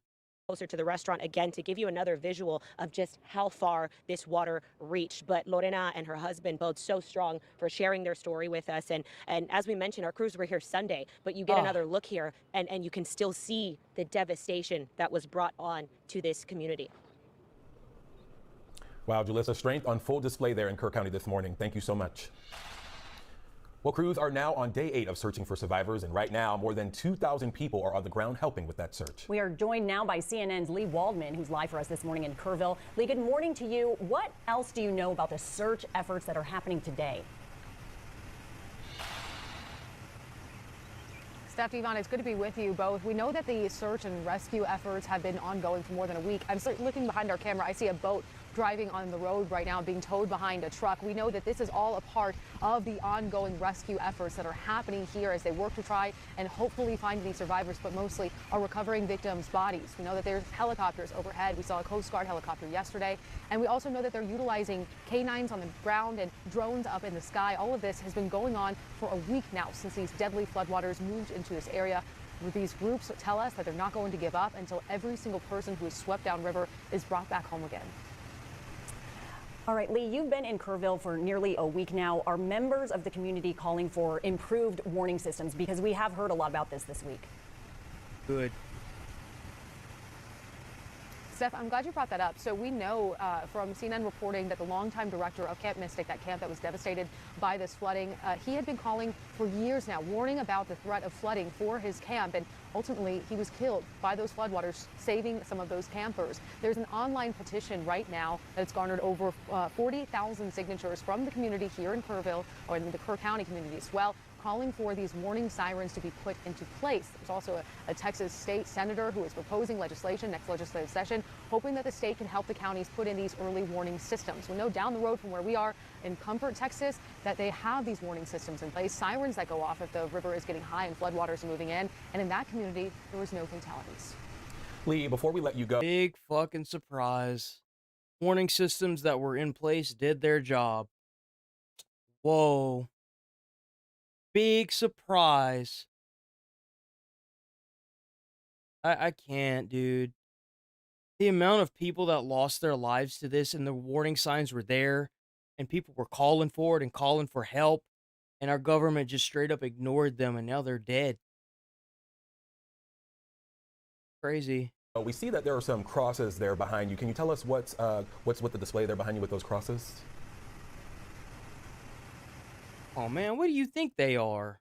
Absolutely, Devon. So we spoke with the artist who is behind these crosses put into place here. He says he's making one for every single victim that was lost in this terrible flooding that happened. So you see the crosses here. These ones look newer. The original crosses he put into place, those were actually made out of pieces of wood that he found in the Guadalupe River, whether they be from people's homes that were broken or pieces of trees that he found in the Guadalupe River. He's also working on painting a mural. All of this is a growing display with flags and flowers and crosses honoring those who were taken just a week ago today. Wow, quite the tribute there for those who are no longer with us, sadly. Lee, thank you. Meanwhile, President Donald Trump and First Lady Melania Trump are expected to visit Kerrville today to get an up-close look at the destruction left behind. Earlier this week, President Trump issued a major disaster declaration for Kerr County. Of course, we'll be there live in Kerr County to cover his visit later this morning. Also now, Governor Greg Abbott is directing the Texas Division of Emergency Management to officially request more counties be added to that declaration. That list includes Travis County, where 8 bodies have been recovered and 4 people are still missing, Williamson, Burnett, Tom Green, and San Saba counties. That is just crazy, man. I can't.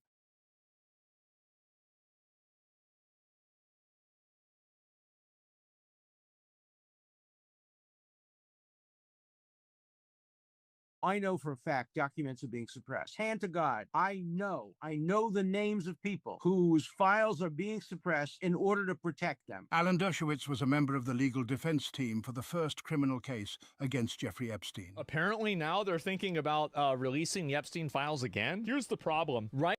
This was uploaded. When was this uploaded? Uploaded yesterday? Right now, if Trump releases the Epstein files, it won't change anyone's opinion unless a number of really powerful people are directly implicated and go to jail. The trust has already been broken. Bill Clinton. I 100% agree with that. Because now they had their chance to release these files on their own accord. But now that everyone's up in arms, it's an analogy. Everyone's up in arms. Now if they release it, it's gonna look more like we strong-armed them into doing it, and less of we did it because it was the right thing to do. And with the release of those documents, we would be expecting to see these people get arrested and put in jail, regardless of stature.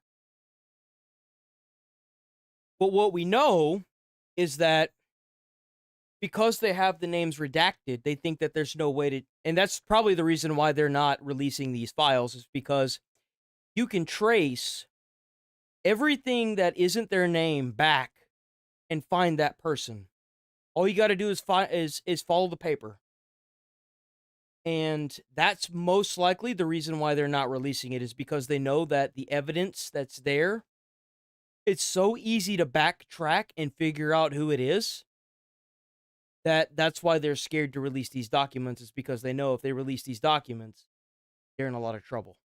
This guy got a lot of problems coming up, in my opinion, with the famous island with Jeffrey Epstein. That island was really a cesspool. There's no question about it. Just ask Prince Andrew. You say that the FBI has Epstein's list. They're sitting on it. You have the names. Like, he literally just gave 2 names. That's so bad. Are you protecting them? Thousands. Elon even made a statement saying that somebody was on it.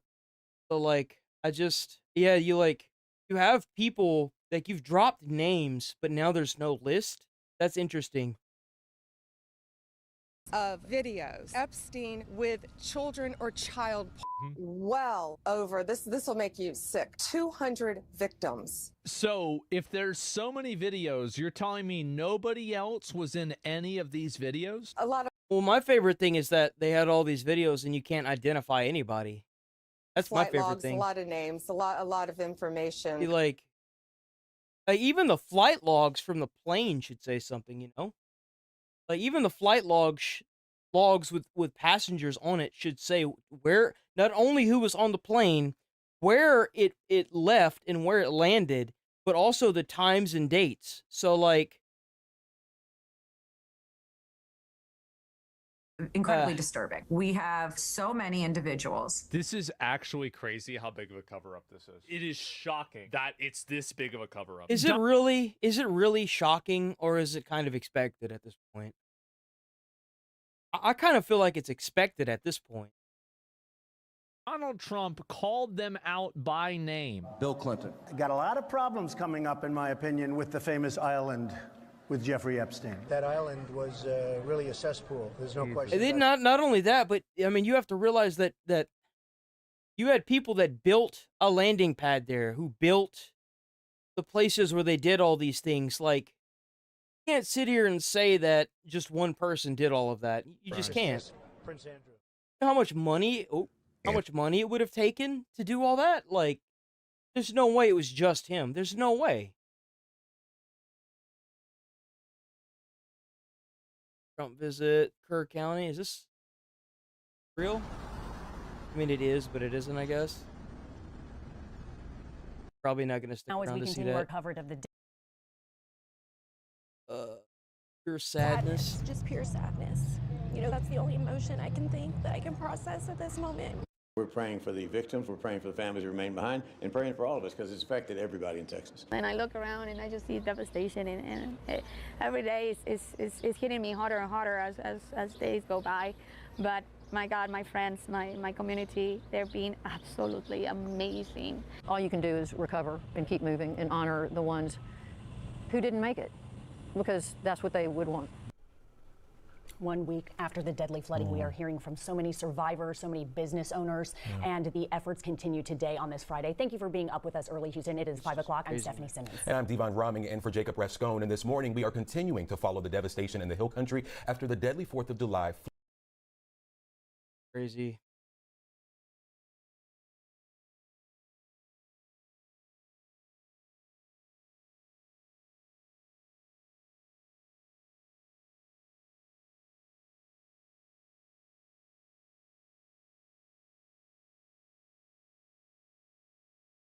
All the options here likely be. Yep.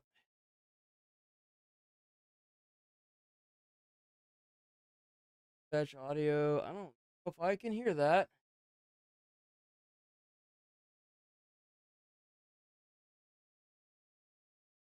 We begin tonight with breaking news that could shed light on what happened almost a week ago as one of the worst natural disasters in recent memory began to unfold.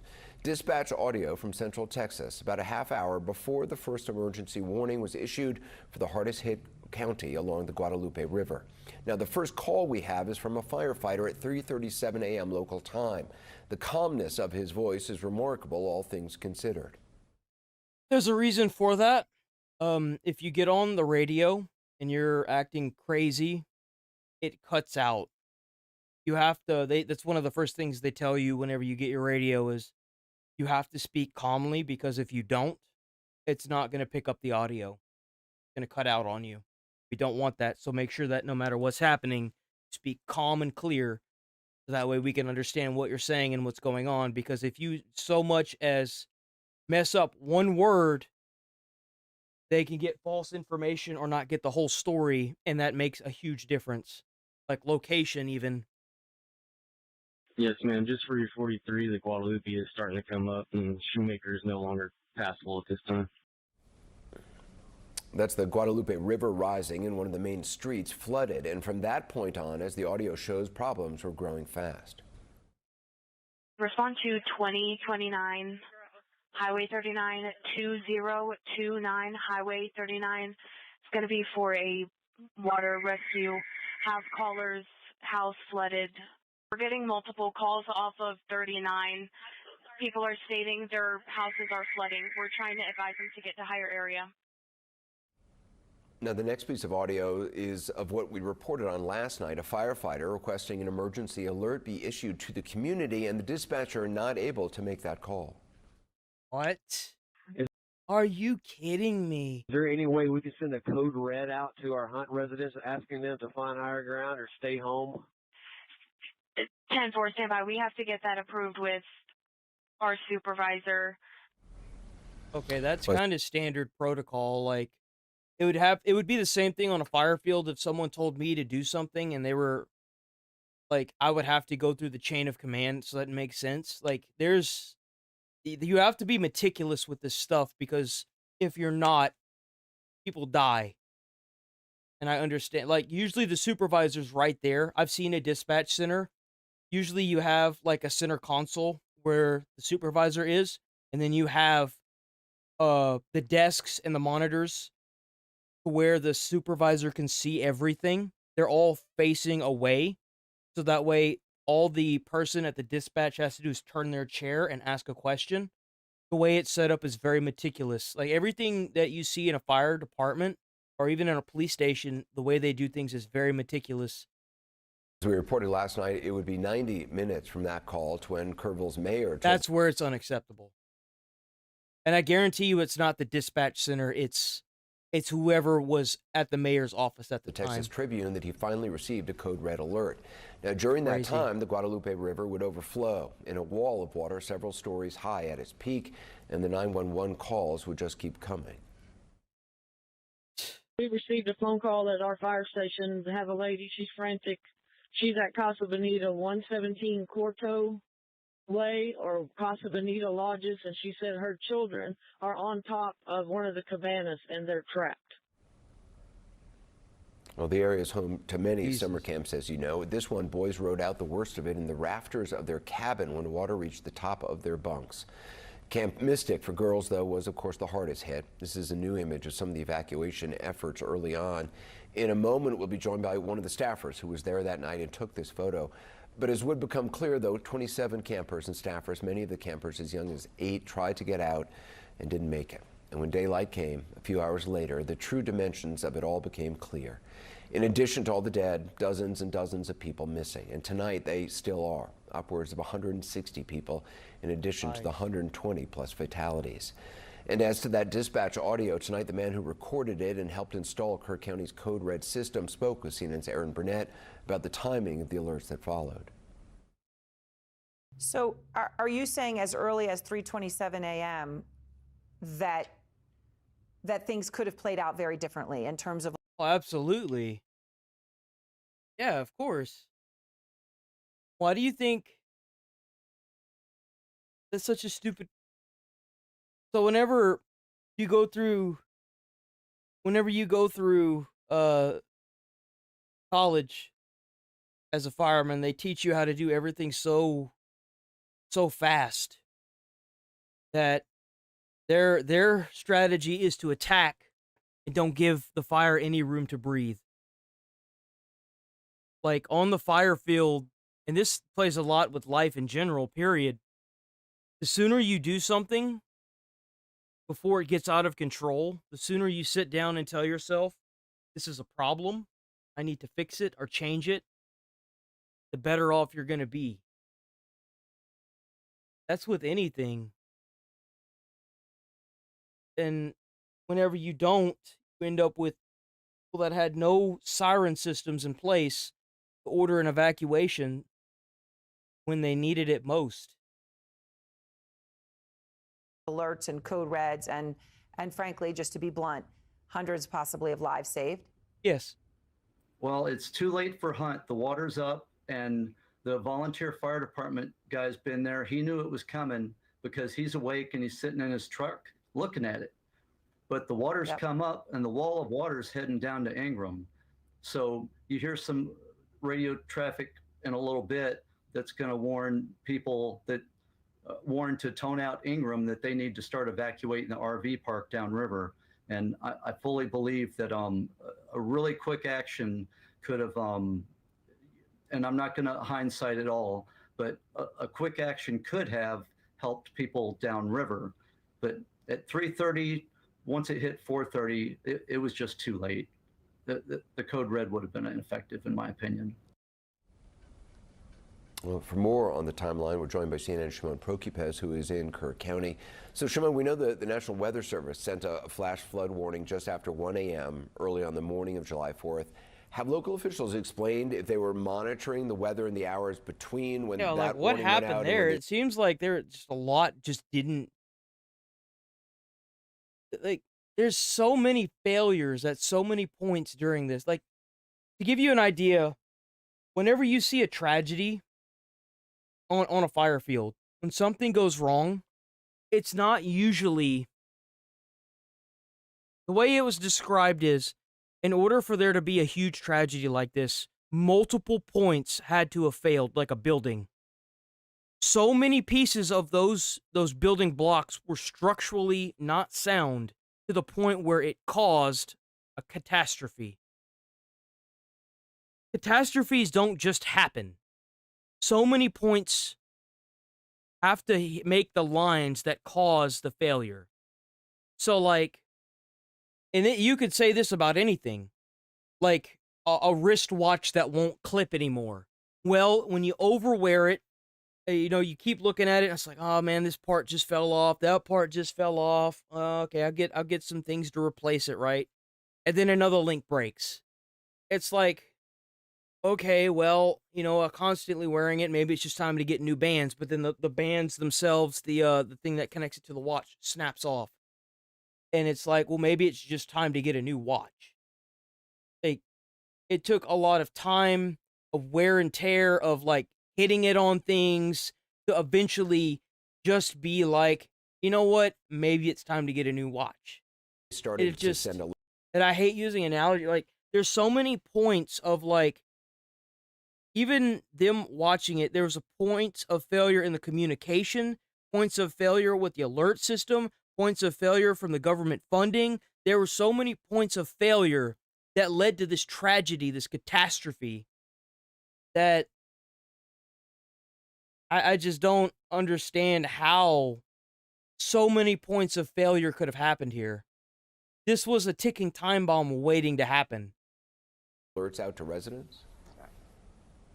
No, they've not, Anderson, and that's the key thing in all of this. It wasn't until hours later when you hear from city officials, one of them was running, another one gets woken up, you know, much later than 1 o'clock when the flooding is actually occurring. And I think that is what's so significant about that audio that we just heard, is that everything that that audio tells us is that by the time authorities were in the midst of this, they were dealing with this, it was already too late. People were already in danger, and they were surprised by all of this. The people, the community, was because all of this happened in the middle of the night, and we have no information from any of the authorities here on the local level, the county officials, the city officials, that any of them were monitoring. Yes, man, look at that. Looks like a dam almost. All that shrubbery and debris and probably people in that. The weather at 1 in the morning, at 2 in the morning, at 3 in the morning, when days before, the Texas Department of Emergency Management was putting out press releases telling people, beware, this is coming. There could be a concern here. We have no accountability from locals as to what they were doing, how they were preparing, and whether or not they were communicating with state officials who were having these concerns, Andersons. And that is the thing. That is the key now here. What were they doing? How were they preparing? Were they anticipating any of this? Were they in communication with the weather services, any meteorologists, any people down and up the river to see what was going on? And so far, there is nothing here from the officials on that.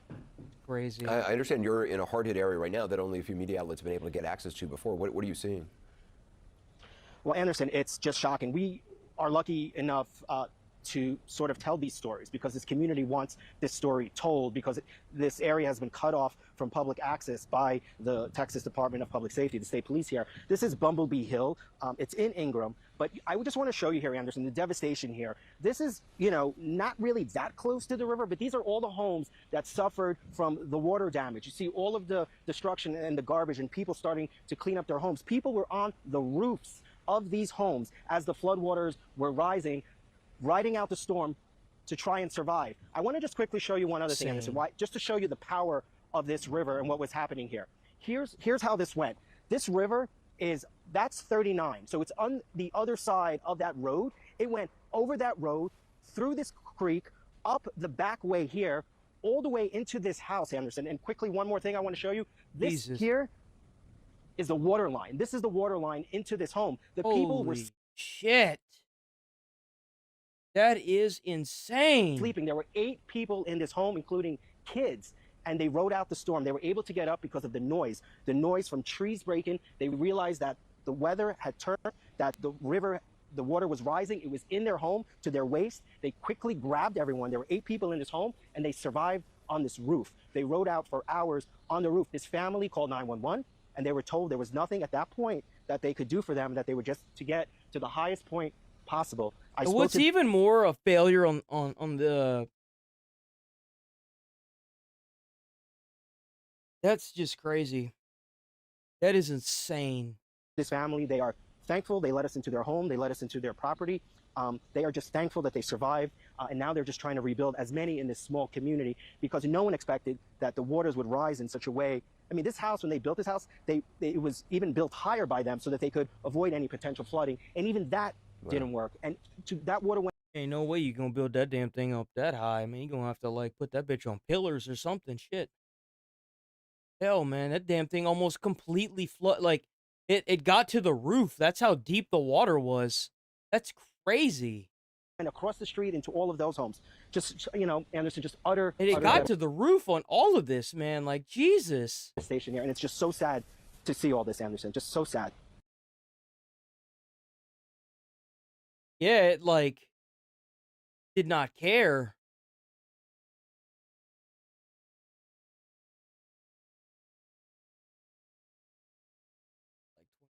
I might get off a little early today, boys. I'm gonna have to like stay away from this topic next week unless there's any like hardcore breaking news over the weekend. Cause like I'm actually like every day that I've got on this damn topic, not only have I gotten a massive headache, like I've gotten a bad fucking headache, dude.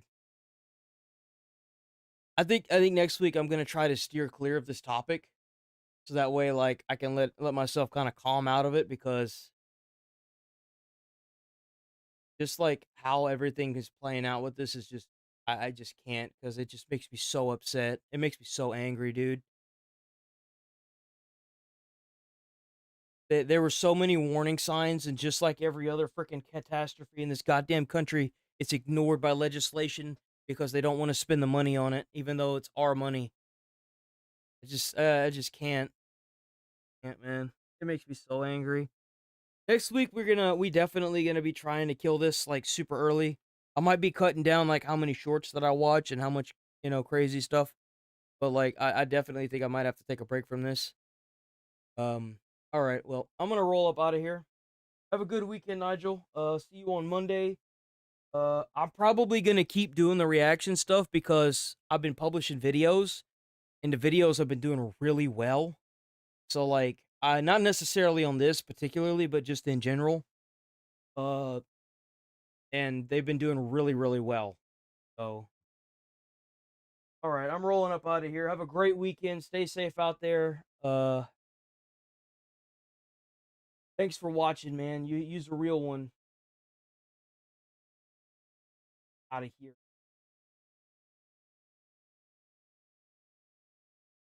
All right. Peace.